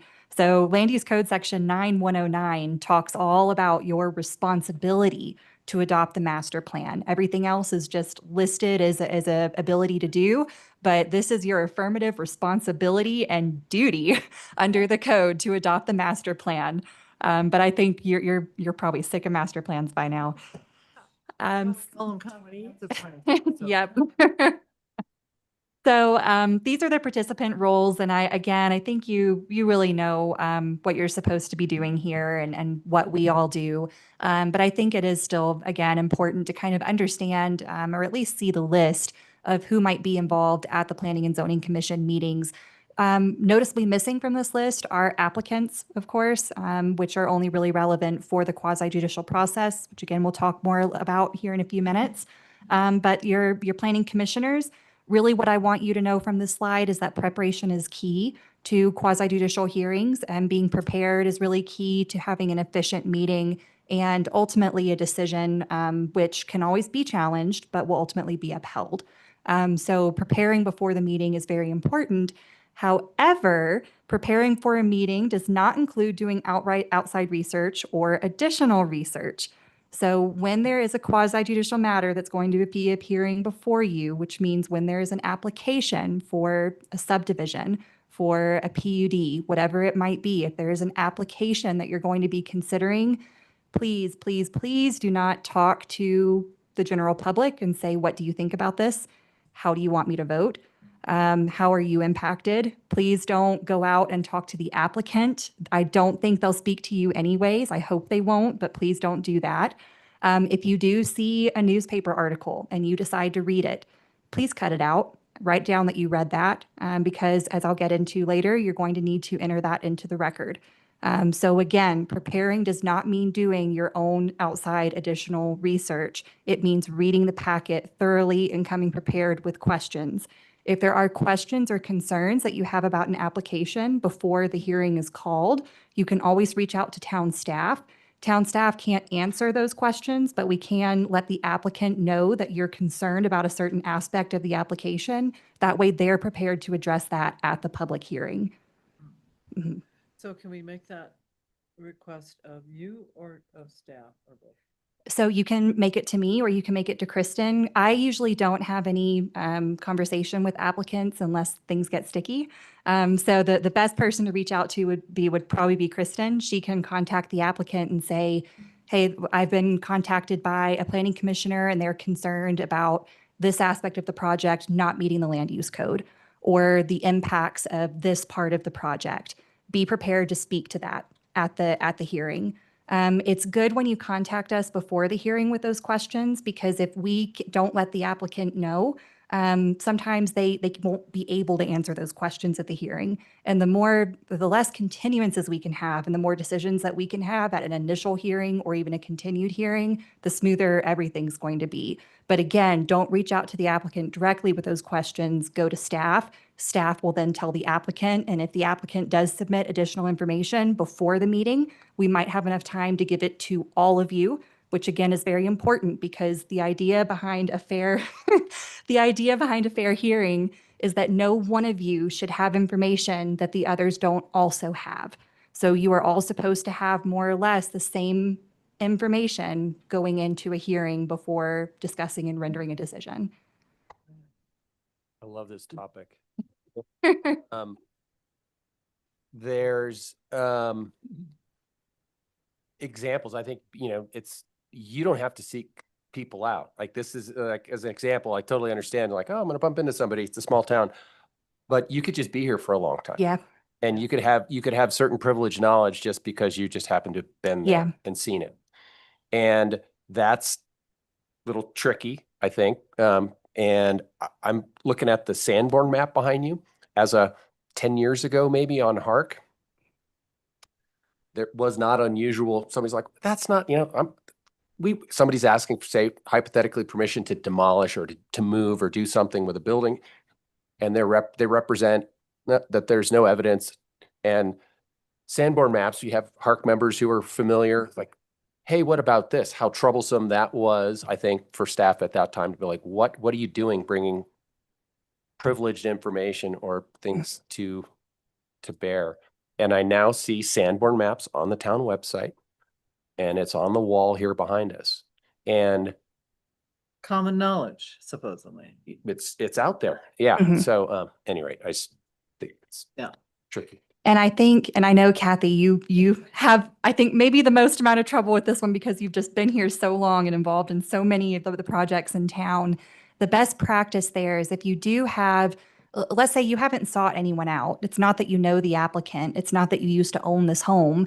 It's that you've been here a long time and you just know. I And was on this board when we had a hearing and made a decision on that property or that subdivision or that PUD. Mhm. And 10 years go by, or 20 years go by, or 30 years go by, and they come back. And it seems like some of the old staff records are no longer available because we tried to digitize them and something happened or whatever, they're just gone. Mhm. And I know what happened. I know what I think happened. And sure, it's got my spin on it. I'll be the first to admit that. And then the staff memo comes out and sometimes the legal memos come out and it's like 180 degrees different than what I believed happened at that meeting that I attended and nobody on the current staff, legal or planning, attended. So what do I do with that knowledge? So I think in a case like that, and again, I think we're all glad to have your historical knowledge. However, without you, we want to make sure that the applicant's not treated differently with you as they would be without you. So in that case, what I would say you should probably do is write down, that way we all know, write down your own narrative of what you think occurred at that meeting.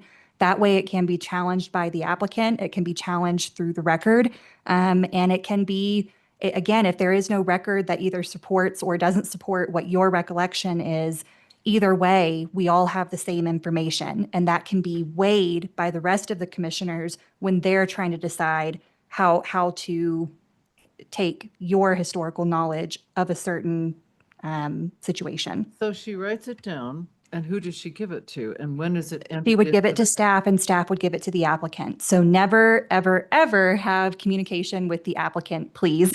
And yeah. Suggesting that. I'm suggesting situations that we have been in Mhm. when there's information that Kathy knows that's valuable that we all need to know. Mhm. At what point is that entered into the record? Because we have been chastised for an inappropriate addition of information, Mhm. but not given a remedy for when that can be entered into the record. And Now I have a better idea. Yeah. I mean, sometimes I was on the planning and heard the hearing. Sometimes I did develop the house, build the house, and I know the agreements that put the lot lines and all of that where it went.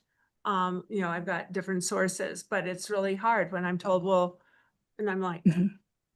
I was there, you weren't, Yeah. And we might, what's that? I was just gonna say, if that's the instruction for Kathy, for you to write down your thoughts on an idea, that would then if it's going to be distributed to the board, should be given to me and I would place it as an exhibit Okay. in the record with the minutes. That Okay. way there would be a record of your thoughts and things. And yeah. Well, that's Well- only after the fact. We're talking about while we're trying to make a decision. Yeah, so if I can interrupt real quick then, how this ideally would proceed is we receive an application.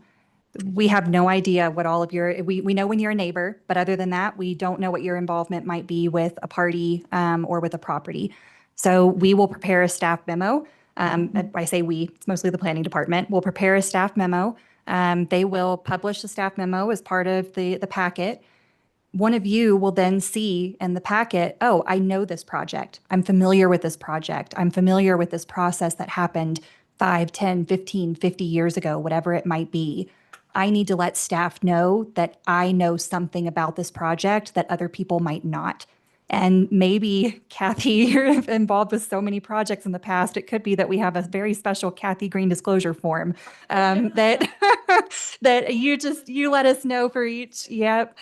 And ideally, then you summarize what you might know about a project in your recollection, because what I don't think would happen, knowing everyone on this commission, but the worst case scenario is we get a recollection that changes. Because then it's not trustworthy, and then we've just introduced into the record, and the applicant now has supporting evidence in the record that there is contrary statements about the history of something by a planning and zoning commission member. In that case, we will probably ask you to recuse. So I think what probably needs to happen is as soon as you see the title of a project, if you are familiar with history of that project, again, that others might not be, that's when you need to let staff know. We'll probably have an initial conversation with you. And if it is extensive knowledge or knowledge that isn't available elsewhere, that's when we'll probably have you write it down and then provide it to the applicant and to all other members of the commission. Yeah, Todd. And along that same line, we can anticipate that as much as we can, but sometimes the applicant stands up and says, this and this happened, period. And it's no, that it didn't. At that point, should it be continued immediately rather than get into any back and forth about he said, she said. So they say something in the meeting that was not in their submissions that staff never remarked, got to follow up on, that we never got to see on the Friday before the Thursday of the hearing. And they suddenly say something that is inaccurate. And many times that person is much more owner of that property. And so they've been told something that's wrong. And then what do you do then? Do you say we need to continue like this? Yeah. Do we need So to continue? the first question I would ask you to ask yourselves is to ask whether that inaccuracy is material, and try not to get caught up in the, oh, well, this is inaccurate, therefore other things they say must be inaccurate. So make sure that if you're going to make an issue out of it, that it is material to the decision. And if the answer to that is yes, and if it is material and it needs more clarification, then absolutely, I would say direct the applicant as to what you believe happened, where you think they can find more information. And then you don't have to immediately continue the hearing. But in that case, I would say that you will, after having that discussion with the applicant, likely want to continue the hearing for for additional information to then be discussed at the next meeting. And between that meeting and the continuance is likely when we will then ask you for your own narrative, independent of the applicant. Have the applicant follow up on any information that you can provide in that narrative and any information you provided at the hearing, and then distribute that to all of the commission members when we come back for the continuance. So I think this speaks, and maybe we move on and then we can bring back in terms of after a method by which any member can alert the chair that that's the case, so that we can make a smooth, continuance. Right, exactly.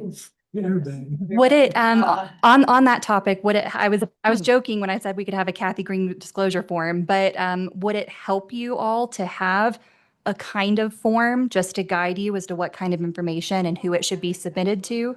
Okay, then we can definitely, that should be pretty easy for us. So we'll draft up a disclosure form, and that way there's no question when it becomes part of the record. Yeah. So- Not enough. So that may be the case. Through work, I mean, many of us have worked in the development field.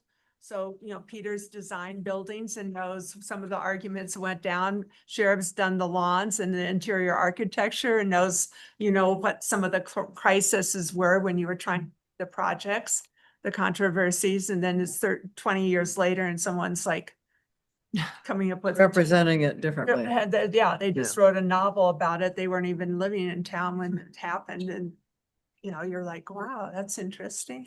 Yeah. Well, and the other part of that is, we need to be, very, systematic, I think would be helpful. That's what I think Ally gets concerned about. There's, too many unknowns or revelations that might be construed as secrets or, not unfair treatment on, an even playing field. That's part of the law. So we, at least as we know it, that we need to keep things on an even keel. Mhm. And lots of times there are misrepresentations, or on the part of the applicant intentionally. And we need to be sure that we are prepared to Mm. stop the proceedings and do it right. Mhm. And not be intimidated. Another method that I'd heard suggested is that, in our questions to the applicant, that we reveal that information as the part of a question to the applicant. I think the way you're suggesting it might be more, Straightforward. yeah, straightforward and clear, Mhm. and even-handed. However, if you know of something that has not been approached, that you could ask ask the question, did you know about X? Or that, and that's a way of revealing the information, but having them reply, with their version of information. I don't know if that method is any more effective than just coming out with it in the beginning. And in fact, I think a court is going to look much more, if we did find ourselves in the unfortunate, challenge for bias, which we've done before, Yes, a court's going to look much more friendly on proactively disclosing any kind of extra knowledge. yeah. Mhm, If something else comes up during a proceeding, mhm. is it best to just stop and say, we need to continue this so that we have, revealed all information that we know about this applicant? Or, and not be afraid to do that, because there's a lot of pressure Mhm. on us up here to make a decision. There's a lot of money involved by a lot of folks. That I think is, it's important for us to be aware of the fact that we can still conduct business, not be intimidated, and be even-handed. Yes, you should never be intimidated here as a planning and zoning commission, but the applicant shouldn't be intimidated either. We should all be asking honest questions about the merits of an application. But sometimes it happens. So I'm just looking at that second tier opportunity. Mhm. We Yeah, can talk about it more. I think to just follow up thoughts, I think when we're putting together the form that provides guidance, as I'm listening, I think we're all saying this, but I want to make sure we're all on the same page. The type of information, I believe, and Ally, clarify, as you think appropriate, would be the institutional knowledge that is fact-based, very much specific to something that you can say is a fact, versus being very careful not to stray into any opinion. I think then you're going to either end up needing to be recused, quite likely. So I think also Then we being lose thoughtful that about information that. and perspective right there. What's that? I said, if someone is recused, then we are not able to gain that That's right. additional Stick information, to knowledge. just focusing on the type of information. I think that would be good guidance too, that is appropriate to put in that Yes. update. Just kind of wanted to put that out there. I think, to put that another way, focus on your history with Yeah. the property, not your opinions on the property. Great. Mhm. Yeah. Oh, yeah, Just that's be really very And important. Peter, I see your Yeah. hand raised. I'm not sure where we are on your slide. Are we still under commissioners? I think we've gone off slide, but I'm happy to answer any I have a questions you question might on the have. chair, the last one, on Uh-huh. managing public comment. It says public comment should be held to a reasonable length of time and should pertain to the matter under deliberation only. I understand that and focus on the deliberation only or the matter. I'm familiar with instances where could be the public, could be an attorney or an applicant might be referencing things that are outside of the board they're in front of their purview Right. and take and kind of take the discussion elsewhere and off purview Yeah. topics. Yep. And so my question with that, I'm going to hear you comment on that. And So if we that's- I get that a understand. lot and Yeah. we get it at The next, we Yeah. can talk about chair. we get it at pretty much every meeting. Someone will comment on an issue that it's either not in the whole town's purview or not in that board's purview that they're commenting on. A good rule of thumb though is to let someone have their 3 minutes. However, let's say it's something in front of, I'll use them as an example because we have a lot of involvement there, Hark. And they're speaking in front of Hark over something that's actually in your purview. Let's say it is a subdivision and they're talking all about a subdivision or rezoning, which Hark has nothing to do with. You do. We're not going to stop their comment. However, after the comment has ended, staff is most likely going to say, this is outside of your purview, and then let Hark either continue on with additional public comments or Hark knows what they're there to do and they know what they can't do, much like you guys. So I would say allow that person their 3 minutes, let them get their comment in, but you don't have to address public comment. And actually, most of the time we don't. So Back and forth. it's not a back and forth. You do not have to respond. The applicant can and usually does respond. But you do not have to speak to every public comment that comes in, and not every public comment is going to be relevant to the decision at hand. I will tell you too that at the beginning of every public hearing, I put on the record what the board's specific purview is. Mhm. And so if things start to go outside of that purview, try to bring it back to what your role in this commission, what another commission's role is. I think it's really important because we can get into areas where we could open the door to appeals, to complexities. We need to kind of keep things very focused and very tight in these meetings. And so I'll set that. You're going to get very bored because I'm going to say the same thing at the beginning of every meeting. This is the purview. This is what you're making a decision on. This is, and that's mostly for the public, not so much for you. You all know these things, but I always am going to put it on the record. So bear with me when I do that. Well, and also the process. Remember when we have, Yes. when we have public hearings, I'm asking that we have that Absolutely. published as part of the agenda. I'll read it out. Mhm. And I've got more on that later. Okay. So good. any other questions on this slide before we No. move on? Any questions on the chair or staff? Okay. Okay, so this is part of the presentation that all of you have pretty much seen, but I'm just going to go over it very quickly. We do have an ethics code, so that's kind of step one. I've referenced it here. This is the definition section 2420. Please let me know if you have any questions at all about what a conflict is, what to do when you think you might have a conflict, because that is a standard. If you think you might have a conflict, please contact us. You don't have to determine that on your own. Even if you have any kind of concerns at all, we can help you get to the bottom of whether you actually do, whether you definitely do not, or whether you might. And if the answer is you might, I'll get to that here in a little bit, but it means that it goes to a vote before all of you. So we will be absolutely honest with you about where we stand on it, and of course, always what the process is. But what you really need to garner from this definition is that there are two different kinds of conflicts. So there can be a conflict for a personal interest or financial interest, and both of those also have definitions in the ethics code. So getting to that, these are the definitions of financial interest and personal interest. I'm pretty sure, with the exception of our newest member, all of you have been recused from some project at some point in time. So I think, no, Peter, never. So I think you're all pretty familiar with what might constitute either a financial interest or personal interest. At the end of the day, what it really comes down to is interest in a property within 75 feet of the subject property. So that could be if you live within 75 feet, if you rent within 75 feet, if you own a rental property, or commercial property, or any property within 75 feet of a subject property. Whether you own a business that has a financial stake in the application, it's all pretty self-explanatory. If you think that your influence on the project might be tainted because you might have some kind of financial or personal stake in the application, you probably have a conflict.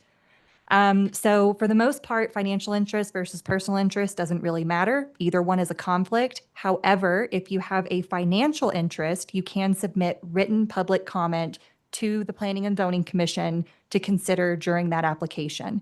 If you have a personal interest, you cannot participate in the meeting at all. You have to leave the room. You can watch it on Zoom, but you cannot be on camera. You cannot talk to individual members of the Planning and Zoning Commission outside of the meeting. You cannot influence anyone if you have a personal interest in the project. Any questions there real quick?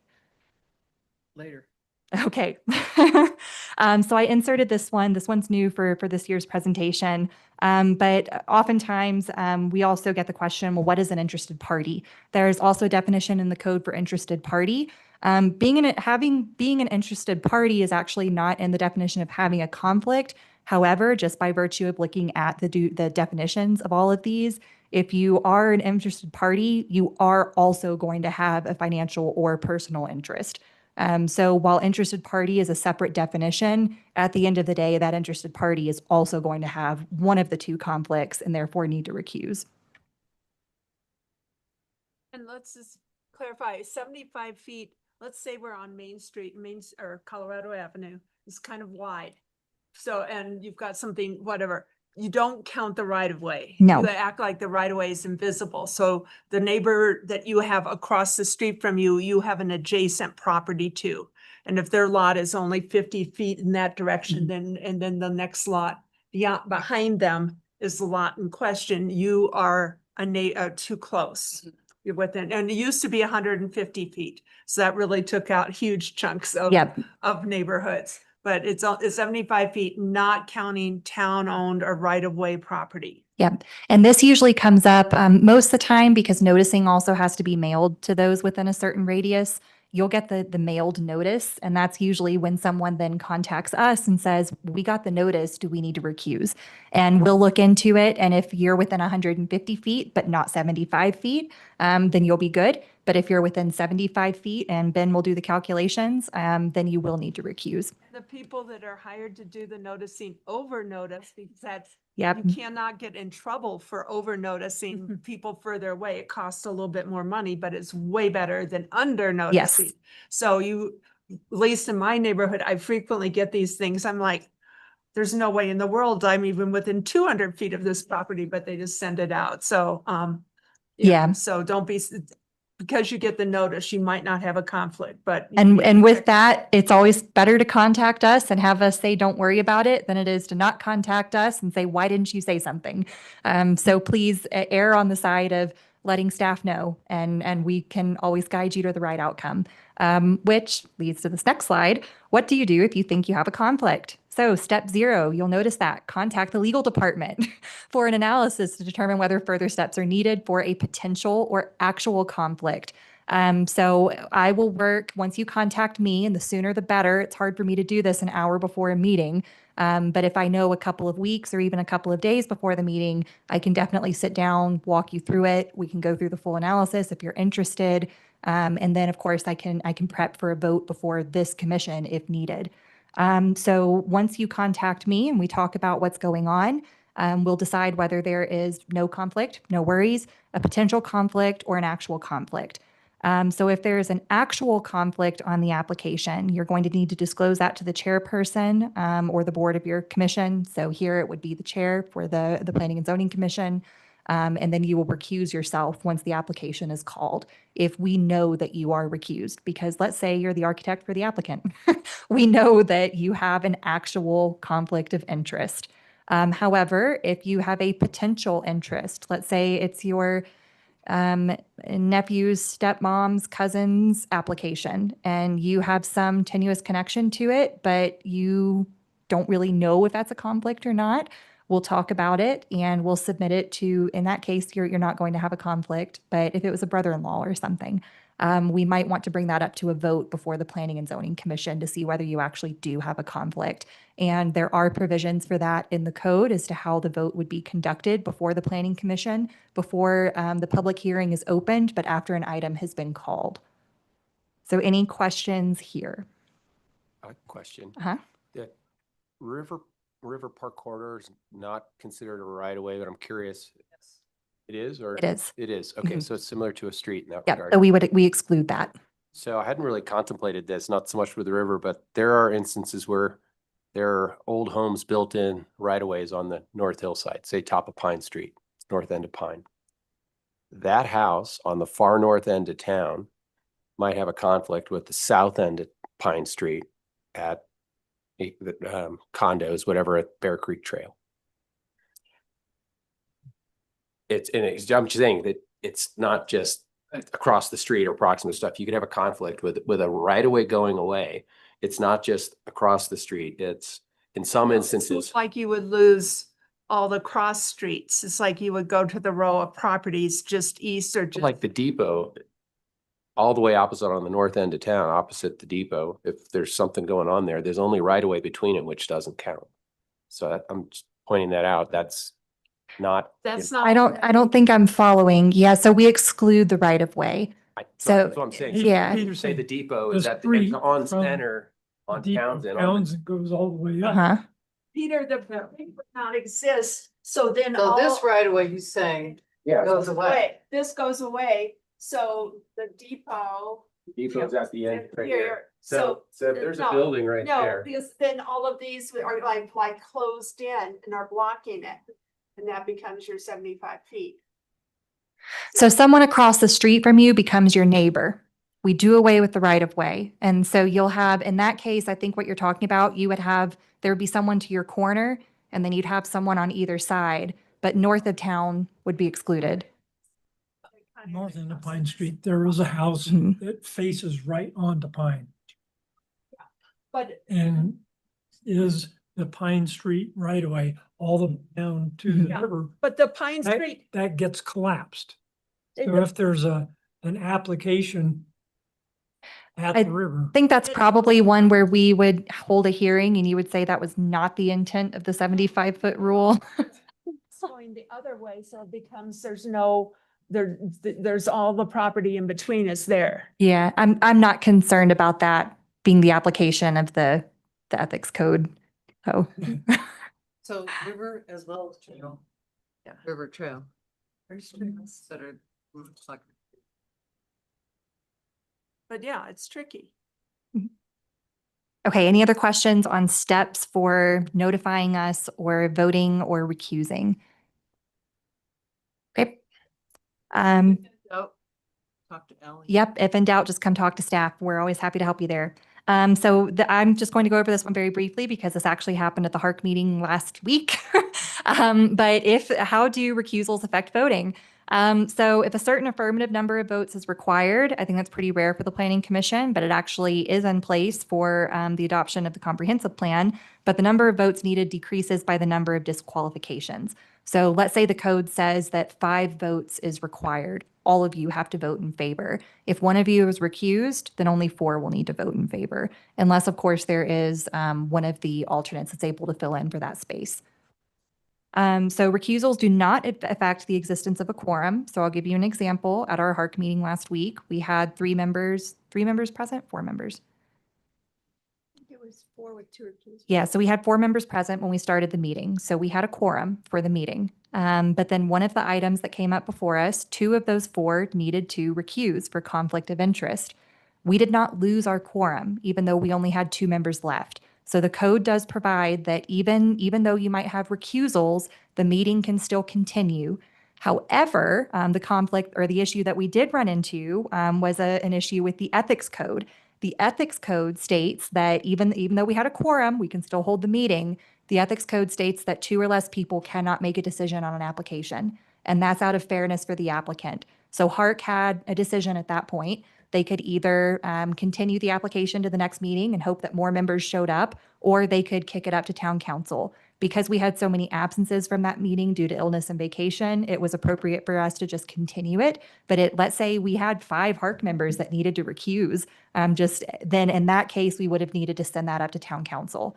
So it's just things to be aware of when it comes to recusals and effective recusals when voting and when the ethics code might get triggered. But no worries there, because I'll always set you guys straight at the meetings when that comes up. I don't know that that's ever happened, but in a small town, it can. Yeah, it can. There was a time on this board when I had 2 neighbors within 75 feet of me also serving on this board. So had something happened in our neighborhood, 3 of us would have been out, and that was when it was a 150-foot radius, but there were 3 of us within, 2 lots of each other.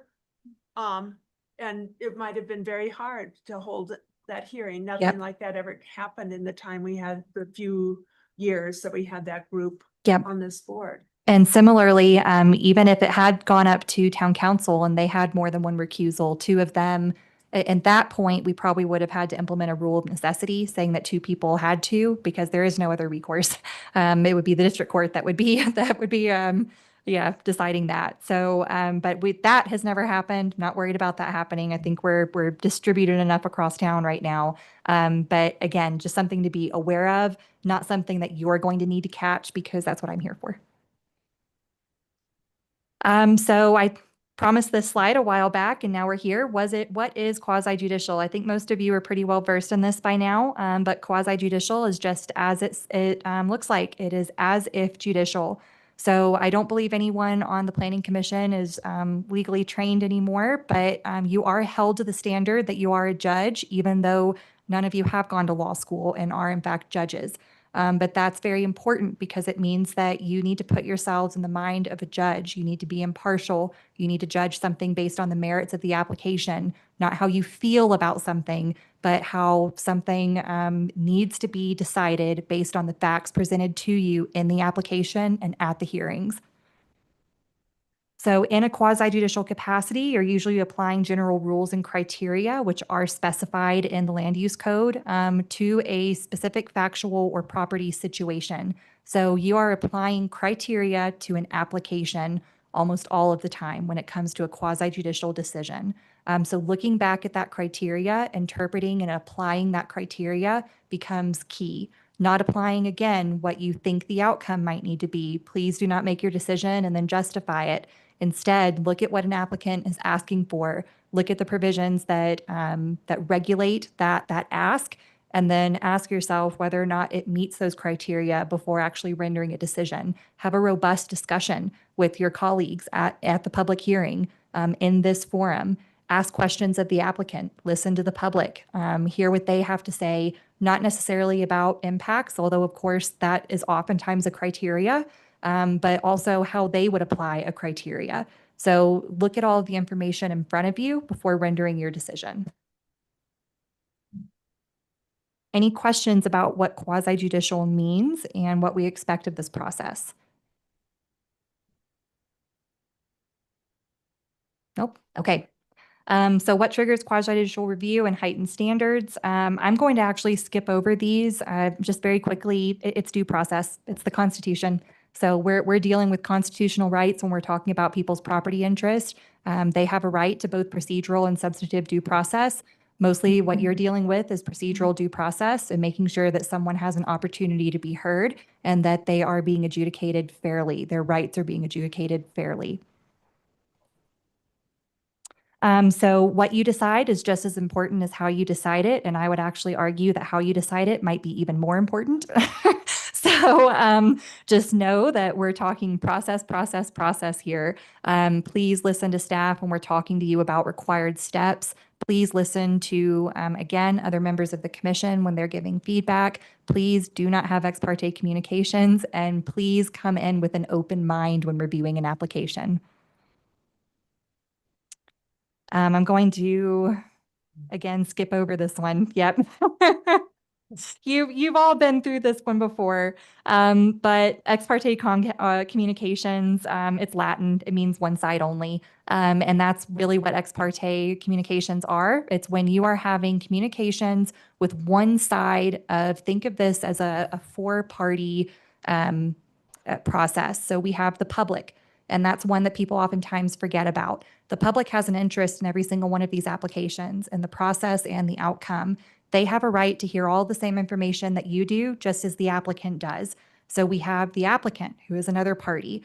It's their rights that you're adjudicating, and they need to be treated fairly. We have the town. We are just presenting, we're facilitating this process, us as staff members. So all we're trying to do is make sure that the application is presented to you in a way that you can understand it and in a complete way that is compliant with the code. And then, of course, the fourth party is you, the decision maker. So you also have a right to have all of the same information that town staff and the applicant do when you are rendering your decision. But just remember that when you have ex parte communications and you're excluding any one of those other parties, that process is no longer fair. So what we're trying to do is make sure that the public knows everything that the applicant knows everything that town staff knows everything that you know. And the more information that gets out there for everyone, the more fair the process is going to be, because that reduces the chance of undue bias. And it also allows a challenge for any of that information that might be incorrect, that might be irrelevant. So everyone has the right to have the same information. And that's why ex parte communications are not just frowned upon, but illegal. Unconstitutional. Peter, did you have a comment? Nope. Okay. That's essentially everything I just said here. To due process violation, please don't do it. You've seen this case many times, every one of my presentations. So apply the criteria set forth in the code to the facts presented in the hearing. That's really what we're getting at. And the facts presented in the hearing is going to be the information that all of you have. This is the slide I was talking about earlier, where we're going to go over just the hearing procedures. This is the hearing procedures slide that you have at every single one of your public hearings. I know it's been a while since you've seen it, but in red are a few things that I've added to this just because I wanted to bring it to your attention since I knew it was going to come up tonight. Once the chair has introduced the project, that's when we'll talk about recusals and ex parte disclosures. So before we get into the merits of an application, before the applicant starts presenting, before staff presents on an application, that's where we're going to take care of having those conversations about, well, I know this. Before anyone says anything about it, I know this about this project, or I'm the neighbor. I am the girlfriend's nephew's sister's husband. You know, whatever it might be, your relationship to the project will be disclosed at this point if you do have a relationship to the project. If there is a potential conflict, that's when we'll hold a vote, and the rest of the commission members will either decide that you do or do not have a conflict. And then this is where we were talking about the Kathy Green special, where if you do have a relationship to the project, this is where that disclosure form might be brought up. Ideally, that's submitted to town staff ahead of time. But this is where the applicant might have a chance to then ask anyone who did submit a disclosure form additional questions, because they might want to challenge you for having bias. So again, transparency is very important. We want each one of you, we know you're here for a purpose. Almost all of you have been in this community a very long time. We value that knowledge, but the applicant does have a right to an unbiased and impartial decision maker. And if they have questions about whether you can actually adjudicate an application in an unbiased manner, they need to be able to ask those questions. But that starts with you disclosing what kind of history you might have with the application and with the project. So Ellie, are you suggesting that when I describe the project, that I ask if there is anyone who has a conflict? Yeah, so you'll just announce the project. Yeah, you'll announce this is item 1A, and this is the subdivision application for 107 East Columbia. At this point, I'm going to ask any commission members to announce whether they have anything to let the rest of the board know or the commissioners know, and let me know whether you have any disclosure forms and also if there's anyone that needs to recuse.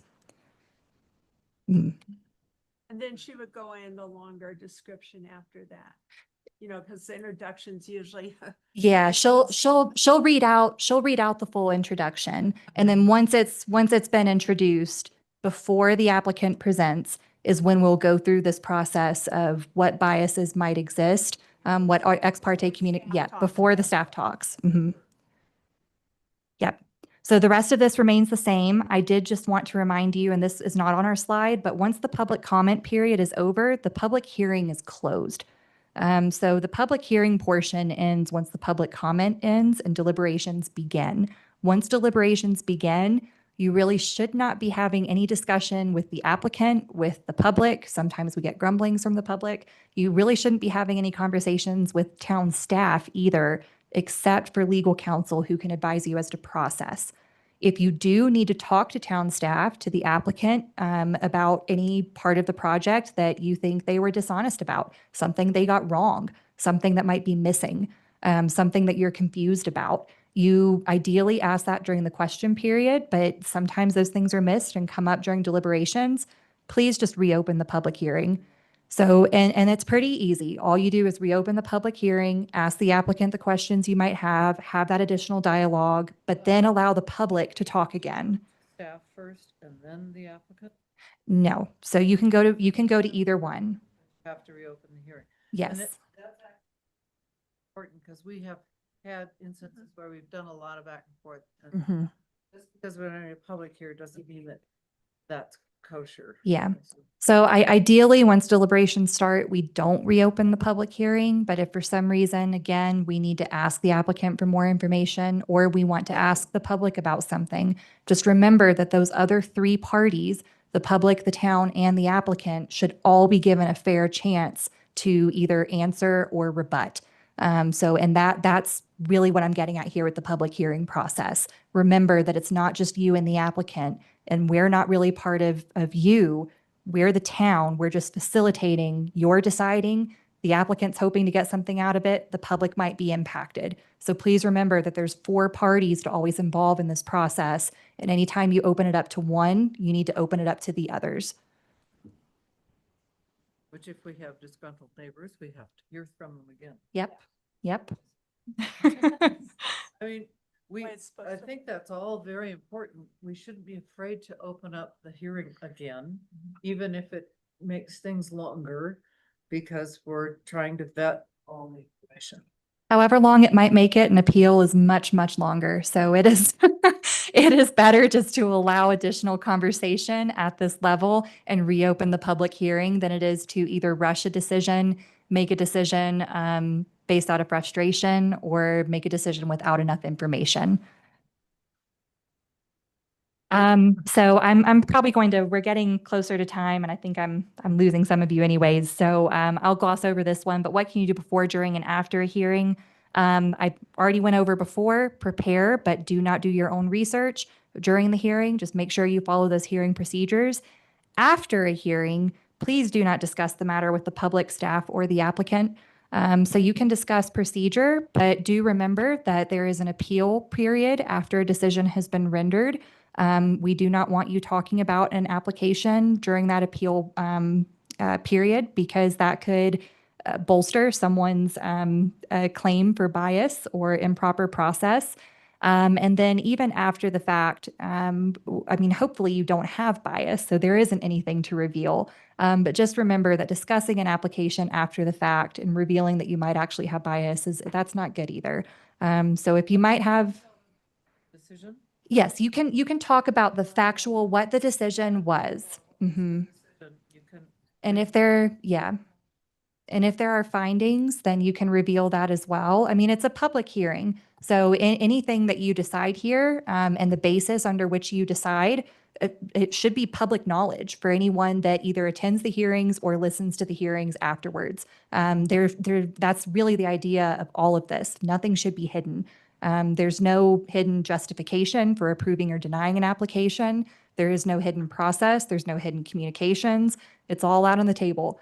And if the applicant wants to challenge an approval or a denial, or if the public or a neighbor wants to challenge an approval or denial, the goal is that that challenge is not based on hidden information or bias. Because if you are biased, you should recuse. If you do have ex parte communications, you should give the applicant a chance to talk about that before you deliberate and potentially influence the other members of the commission.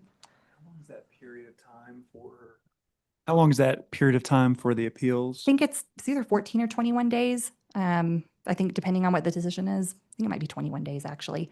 So for at least 21 days, please don't discuss a matter, the substance of a matter. You can always tell someone what happened. You can always tell them what the outcome is. But please don't say, I hated this application from the beginning and I wanted to deny it because I think this project is too big and doesn't belong in Telluride. Please don't ever say that. And if you feel that way, it might be good to just, yep, might be good to rethink your position on the commission. But so what we're really trying to do is just make sure that we're not trying to hide bias. We're trying to have it not exist in the first place. So that's our goal here. And you wouldn't be here if town council didn't think that each one of you was capable of unbiased decision making. The cross question, or the comment, cross participation of meetings, Mhm. is that limited to just the chair? So no, and again, small community, impactful projects. And we know that you want all the information that's out there. So we're not going to say, don't attend a HARC meeting, don't attend a town council work session over an item that you know you're going to be seeing in the future. However, what I am going to say is for that disclosure, the Kathy Green special disclosure form that we're going to send out to everyone in the future, if you could just write down on that form, I watched the town council work session on October 1st, 2024, whatever it might be. That way, and I think most applicants probably are thinking that you probably reviewed those anyways, either at the meeting or after the fact, since everything's recorded. But just making sure that that's on the record so we know who attended those meetings, I think it's a best practice. I think in the past, we've had some applicants basically choose, people of bias because they were on the Yeah, Zoom. we have. Discussion, the deliberation. And that's not right, but they can accuse all they want. Yeah, and it's all about transparency. So, and that's in that case, the worst case scenario there really isn't that they're going to win a challenge for bias. It's that if the decision gets appealed for whatever reason, Piper and the clerks then just have to go and transcribe a whole nother meeting and it becomes part of the record, which I know they don't want to do that anyways, but at least there's nothing hidden there. So if that needs to become part of the record because someone reviewed it, ideally all of you review, not just one reviews that information. But the beauty of having that disclosed upfront in the beginning is if an applicant is concerned about one of you viewing a work session, and please don't make public comment though at those work sessions or at those other meetings. Do not make public comment because that shows that you have an opinion on a matter. You should be avoiding opinions. You need to be applying the criteria to the application that's before you. But if you want to appear and just observe those meetings to see what other leaders in the community might be thinking about those projects, then I think it's important for a community as small as ours to have that ability. I've tiptoed that line accidentally, I think, in the past, but whether you're aware of it or not, I'm just reading this for the first time. I'm like, I have attended a HARC work session as a member of P&Z that had a similar hearing the Yep. following day or later that week. Yep. And Hear what their this is decision all hypothetical for this conversation, but how the presentation went was of interest at the P&Z the next night. Yeah. How it was portrayed was quite creative. Mhm. Yeah. And it's interesting though. I understand the challenge here. And so I guess I wasn't clearly aware of any of the challenges with this, but if I had said, which I suspect I did, yes, I was at the HARC meeting the night before or earlier, the work session, airing it at that point for discussion, I'm hoping would have sort of rectified it or made it not an issue that was as concerning. Yeah, I think disclosing it is the best thing you can do. Yeah. It was in person. I wasn't like hiding. on Yeah. Zoom. So, and I think that, Anything, I don't think either. yep. So, and if they ultimately didn't, obviously it's way in the past and past a appeal period, but if they didn't say anything the next night, then it's possible that they were okay with it. But I think in the future, again, we're going to have that form and we're going to add a specific part on that form saying what other public meetings have you attended that relate to this project. And I think that would be, again, just a good way to be transparent in the process. And the cleanest way to do this, just to putting my attorney hat on, is to tell you not to attend those meetings. But that's not what I want to tell you. So I'm going to tell you that it's okay to attend those meetings. Just do not make public comment that can show bias, and make sure that it's disclosed on the record, the meetings that you do attend. That way the applicant can ask you questions, and they can also track what other meetings you might be attending. Can we roll our eyes?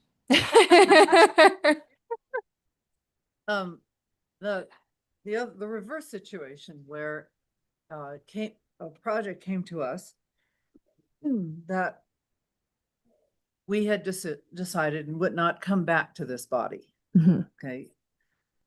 I went personally, and I did clear it with Ally, because I had something to say about the status of the site plan. Not as a representative of P and Z, which I made clear. But I had unrelated information I wanted, questions I had, and suggestions, because it wasn't our purview as a P and Z commission to review. So. But you were going in your personal capacity, and I made sure you announced that. Yeah, but Angela did the right thing in letting me know ahead of time, hey, this was a project that was before us. We rendered a decision. It's not coming back, but I have more to say in my personal capacity. And we talked about how she could still do that and what process she needed to follow. So I don't. That's for everybody. Yeah, and you guys have a right to speak also, so I don't want to hinder that at all. But there are certain restrictions being on this board that you need to follow. Right. Yeah, and then of course there are exactly that. So there are restrictions under the code for you being on this board as to what you can and can't do, but there's also things that you should not do that can expose town to liability. And that's what we're trying to cure with this training. Just to. Can I ask, by putting it on the record, does that make it basically bulletproof in the sense of risk mitigation of an appeal? This question is the part that. Nothing is bulletproof. Well, but that was the part where it was like, if we still are disclosing, that's more for transparency, but Yeah. like someone could still reference that and then go through the. Absolutely. Okay, Yeah. I want to know. Most of the appeals I have found, are to cause issues and doubt on the decision maker's part, whether it's valid or not. Mhm. So it's obfuscation, is that, and muddying the waters of decision making. And we just have to be very aware. And of that what provides our- clarity in those moments where it's like, at least it was disclosed. Yeah, no, that makes sense. Yeah, and that what the applicant would need to, or the challenger, because it could always be the public too, what they would need to prove at that point is exactly what was said in that other public meeting that might have made this person biased. Because just because you have an interest in following it through the public process doesn't mean that you're biased one way or the other. In fact, it just means that you're trying to get all the information you can, which is what a decision maker should be doing. They just shouldn't be doing their own independent research. Remember that. So if you want to attend another public meeting. Meaning are two different. Yep. So, and again, and please don't do your own independent research and submit that to us as something to disclose either. So just, yeah. Yep. But again, if you see that article in, we've got a small town newspaper, it might end up on the front page. And if you see the article and you decide to read it, just cut it out, because if it's verbal communication, you have to disclose on the record the time, place, and manner. If it's written communication, you have to submit that to be part of the record. So we're just going to do a much better job moving forward of tracking these potentially ex parte communications that do not become ex parte anymore once they are disclosed. So if you're repeatedly having ex parte communications and then disclosing them, that could be showing a bigger issue. But if you read the newspaper and don't disclose it, that's ex parte. If you read the newspaper and then enter it into the record, it's no longer ex parte because you all have the same information. What about if you're on more than one board? So There's information shared mhm. at one because you're a member. And then it's also presented at a different one that you're also serving in capacity for. I would caution you there. And I would hope, Where would you? I would hope that the applicant would also be aware of that if it's information that, I'm trying to think of, because you're also on ecology, is that right? Or open space, yes, open space. In that case, again, just in that Kathy Green special form, I would just write down, I'm a member of Open Space Commission. This project was briefly discussed in this capacity at the XYZ meeting. That way it's out there. Gets that disclosure form. Yep. It's going to be available to all of you. We'll make copies. So sometimes a project is around and in the news for 2 or 3 years before it ever even gets close to coming to PNC or HARC. And I often listen to the Kodo News. I sometimes don't. I usually get the newspaper. I sometimes read beyond the headlines. I sometimes don't. And I don't know what all I saw 3 years Yeah. ago or where I saw it, or I attend the public meetings that are offered I think, about it. yeah. And I might not have spoken. In that case, you might want to say, I generally remember hearing this topic discussed or this property discussed on Kodo between the years or months of X to Y. But I do not recall the specifics of those radio shows or of those news articles. And just that way it gets it out there. You're aware of something, but you can't even remember what it was about. So obviously you can't be biased. So again, disclosure is really the name of the game. Let people know that you are generally aware of what the issue might be. And if you have more than just general awareness, be specific about where that information came from. Mhm. We can do some example disclosures on our Kathy Green special form, so you know how to word it.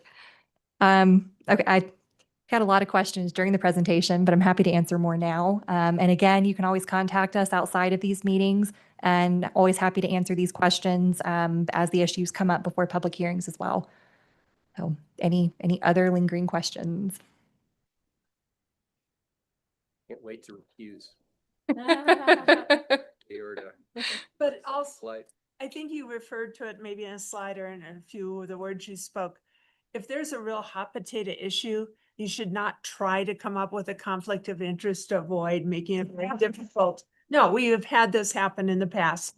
There's a very difficult decision. It has to go to PNC and to the town council, maybe HARC, PNC to town council. You don't get to say, oh, yeah, it's one of my close friends and you haven't talked in 3 years or whatever, and duck out and not be involved. You need to have a real conflict, I guess is what I'm saying. So you can it's your discretion to recuse yourself. However, what usually the term that's used there is dereliction of duty.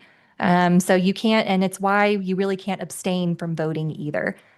So you have been placed here to perform a duty that is, like I said, there are administrative duties, quasi-judicial and legislative, talking about quasi-judicial here. But when there is an application before you, you really do need to vote on it, on the merits, and you shouldn't be looking for a reason to recuse. But that said, if you do think that you actually have a conflict, even if we more or less disagree, if there is justification and you think you have a conflict, then you can step down. But you are here for a reason. Town council did trust you to adjudicate these applications. You can't skip out because you might, Yeah. anger your friends. We've had Jacinta periodically update us on the type of applications PNC is getting, at the 3 levels and what's going on and maybe building permits. But I almost never know anything about a lawsuit that involves a PNC issue. And while we don't need to know, at some point we do need to know. Like we've had 3 lawsuits in the last 3 years about this thing and we've won them all, but it was hard. We need to know a little bit about how well we're doing or not doing. Are we lost a lawsuit and have a learning experience from that? So are you talking about appeals then from the planning? And so, okay. Maybe appeals to town council, but I'm talking about the ones that actually go to court. Yeah. Yeah.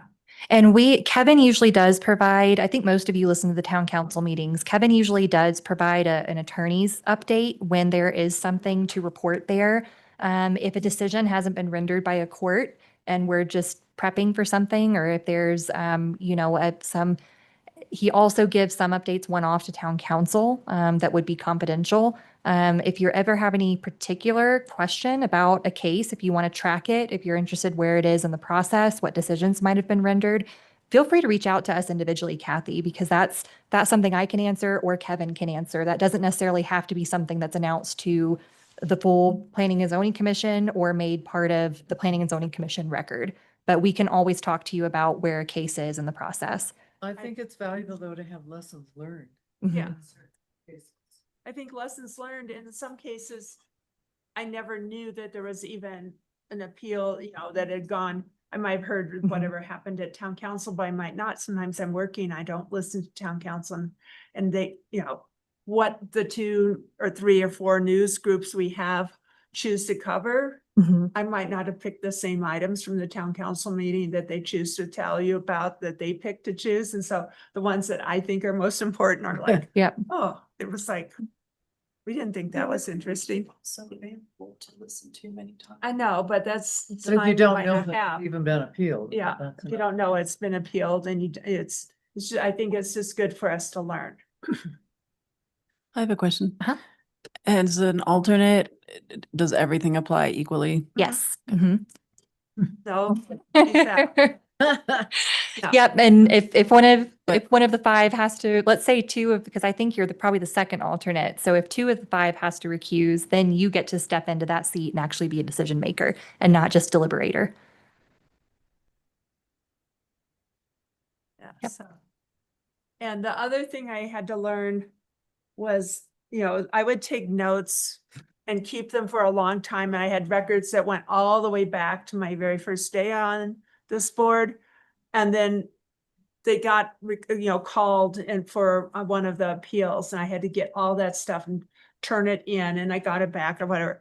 I might keep records for 3 months now, like while the hearing's ongoing or longer and it's active. But as soon as it's a done deal, I throw all that stuff away. And I'm not talking the long range planning stuff where you might want to retain it. I'm talking about your notes to yourself during something that's quasi judicial. So my advice is don't keep that stuff. Once the decision's made, get rid of it. I do not Burn it. Yeah, burn it, whatever. And so that when they want your records, you can say, okay, well, here are my notes from the master plan here, thing. And they're like, oh, we don't want those. And then you're good to go. Yeah. Okay, any other questions? We're an hour over, but I'm happy to answer them. Yeah. Good job. Board and We staff get 1 credit. discussion? Charles, did you want any? No, I'm good. Okay, I just have one thing that's been coming up to me, but people on the street. Everyone's upset with all the vacant commercial property that just has paper over the windows. And it's going to be more, some people knew Piscataway was closing, but people had no idea that Down to Earth was closing and stuff. And so the problem seems to be getting worse. And I think maybe we need to jump on that a little faster. That's probably too narrow and small an issue for the master plan, but we might need to deal with it on faster process than the comprehensive plan update would. What does it mean to jump on that? What comes to mind? What we can do to make our main street and make our commercial core look viable and vital. Having a lot of empty spaces, a lot of windows covered in paper. And there are things that you can do from a zoning perspective. Disincentivize leaving spaces dark? Yeah. Gotcha. or I follow. to add public art to the paper. Just to make sure, Something. that's been done as well. It's not a good look. Or more of just like retaining like incentivizing retaining business. Well, there's, there's some places that had vacancy fees and taxes. Yeah. Your concern is, the current vacant, like Yeah. places that are vacant and. You and might appear to be, have a. vacant. I read the paper. If you have if you. For sales purposes, it's Yeah. better to be vacant.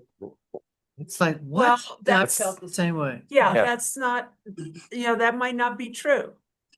Right. Or that might not be in Unlikely. the best interest of the town. or maybe you're gonna pay for that privilege. Mhm. Years. Gotcha. And could be a hot potato. I mean, I know that going in, but I think it's serious. We've had this before. We Mhm. didn't, it kind of, picked up, but if we have a lot of owners who can just afford to sit there with empty commercial spaces, paying the property taxes and especially the insurance these days, that's not good. I mean, it's fine. It's not good when we have dark houses, but that's way better look for the town than dark commercial space. I agree. So I think we Yeah, need to. thanks for bringing to that think up. Yeah. I guess that's Let's board tell and the staff discussion, right? Chamber of Commerce. We Yeah. can use the Chamber of Commerce to help us. How many times did they try to? Yeah, tell them. Yeah. So board and staff discussion. No, that's Thank it. you, Kathy, for that addition. Anybody else? I just want to thank Ally so much for putting so much time and effort Yeah. into preparing that excellent training. Thank Thank you. you for that. I have one item. I just want to put on everybody's radar that, I really feel we need to look very closely at our climate action plan. But and I brought this up earlier this evening, we need a mitigation plan for reforestation after this fire code is implemented. If you look around town, every tree within 5 feet of a building, and think about what that means. So I'd all like you to become a little more aware as you're in town looking around, because it's going to be significant. So. And I'm not saying it's not the right thing to do, because I don't know actually enough about it. But I think we need a follow-up plan, not just a removal plan, but a follow-up replanting and a look at things like planting sod by Public Works in our new streetscape bump outs. Is that really a good idea for water conservation? And for maintenance and all of that? I think it's just a quick cover it up solution. So in terms of our comprehensive plan, I think we need to add that layer of to our purview, because Park's not going to deal with it. They never have. They don't have anyone who really focuses on the site. Our land use code is very, very porous in that regard. Does not address it. So either we need to identify who needs to do it, but I think we need a more comprehensive approach. We That's will, just my. I agree with you. And we actually, I haven't put this on your agendas yet, but we will have work sessions within the Planning and Zoning Commission because we will need to make land use code updates in advance of adopting that wildfire, things are moving quickly. That needs to be adopted in April, implemented in July, the wildfire code. And so there will be And this is coming from the implications. state, right? It is coming from the state and there are deadlines. And so I'll be working with you on land use code updates, including to our tree permitting and tree mitigation elements of our code. Also working with Hark on the design guidelines because there are implications for those as well. So I think that will start with this group likely in January, our work together on that, because we will need to have updates to the land use code by July that are very specific. These are not our big updates, but specific to wildfire. Yep. So thank you, Angela. That's really important. I'm keeping a running list. What's that? Talked about it in the last special meeting, the big bubble. Yep. We're working on it. Don't worry about it. No, The big I bubble, am worried about it. I will want, the glass dome, and Absolutely. Yeah. Absolutely. This is a critical body Hmm. to contribute to that effort. So thank you. you bet. We have a quick question. Anybody else? Quick question. Yes. Chair, was curious if we have a November regular PNC meeting. Yeah. Is that on the 20th? It's the Well, it weekend. would be It's- on Thanksgiving if Oh, it's it's before. following. We moved it early. Third. Okay, so it's gonna be on the 20th? Instead of the 4th. Thank you. So I have. And the same for Christmas. Okay. Both in November and December. You can go to our section in the town website and pull up our calendar and see. Sometimes we move a date because we used to have to move because of the law enforcement used this space during Bluegrass. Now we could have one during the Thursday of Bluegrass, but we usually don't. We've, If you can send an updated calendar. sure. I can do that, no problem. Yeah. Thank you. Okay, we're adjourned. Now, Yeah, and we'll be looking at our next year's calendars soon, Sheriff, where we can give input if there's something that falls in awkward time for most of us, we can move it.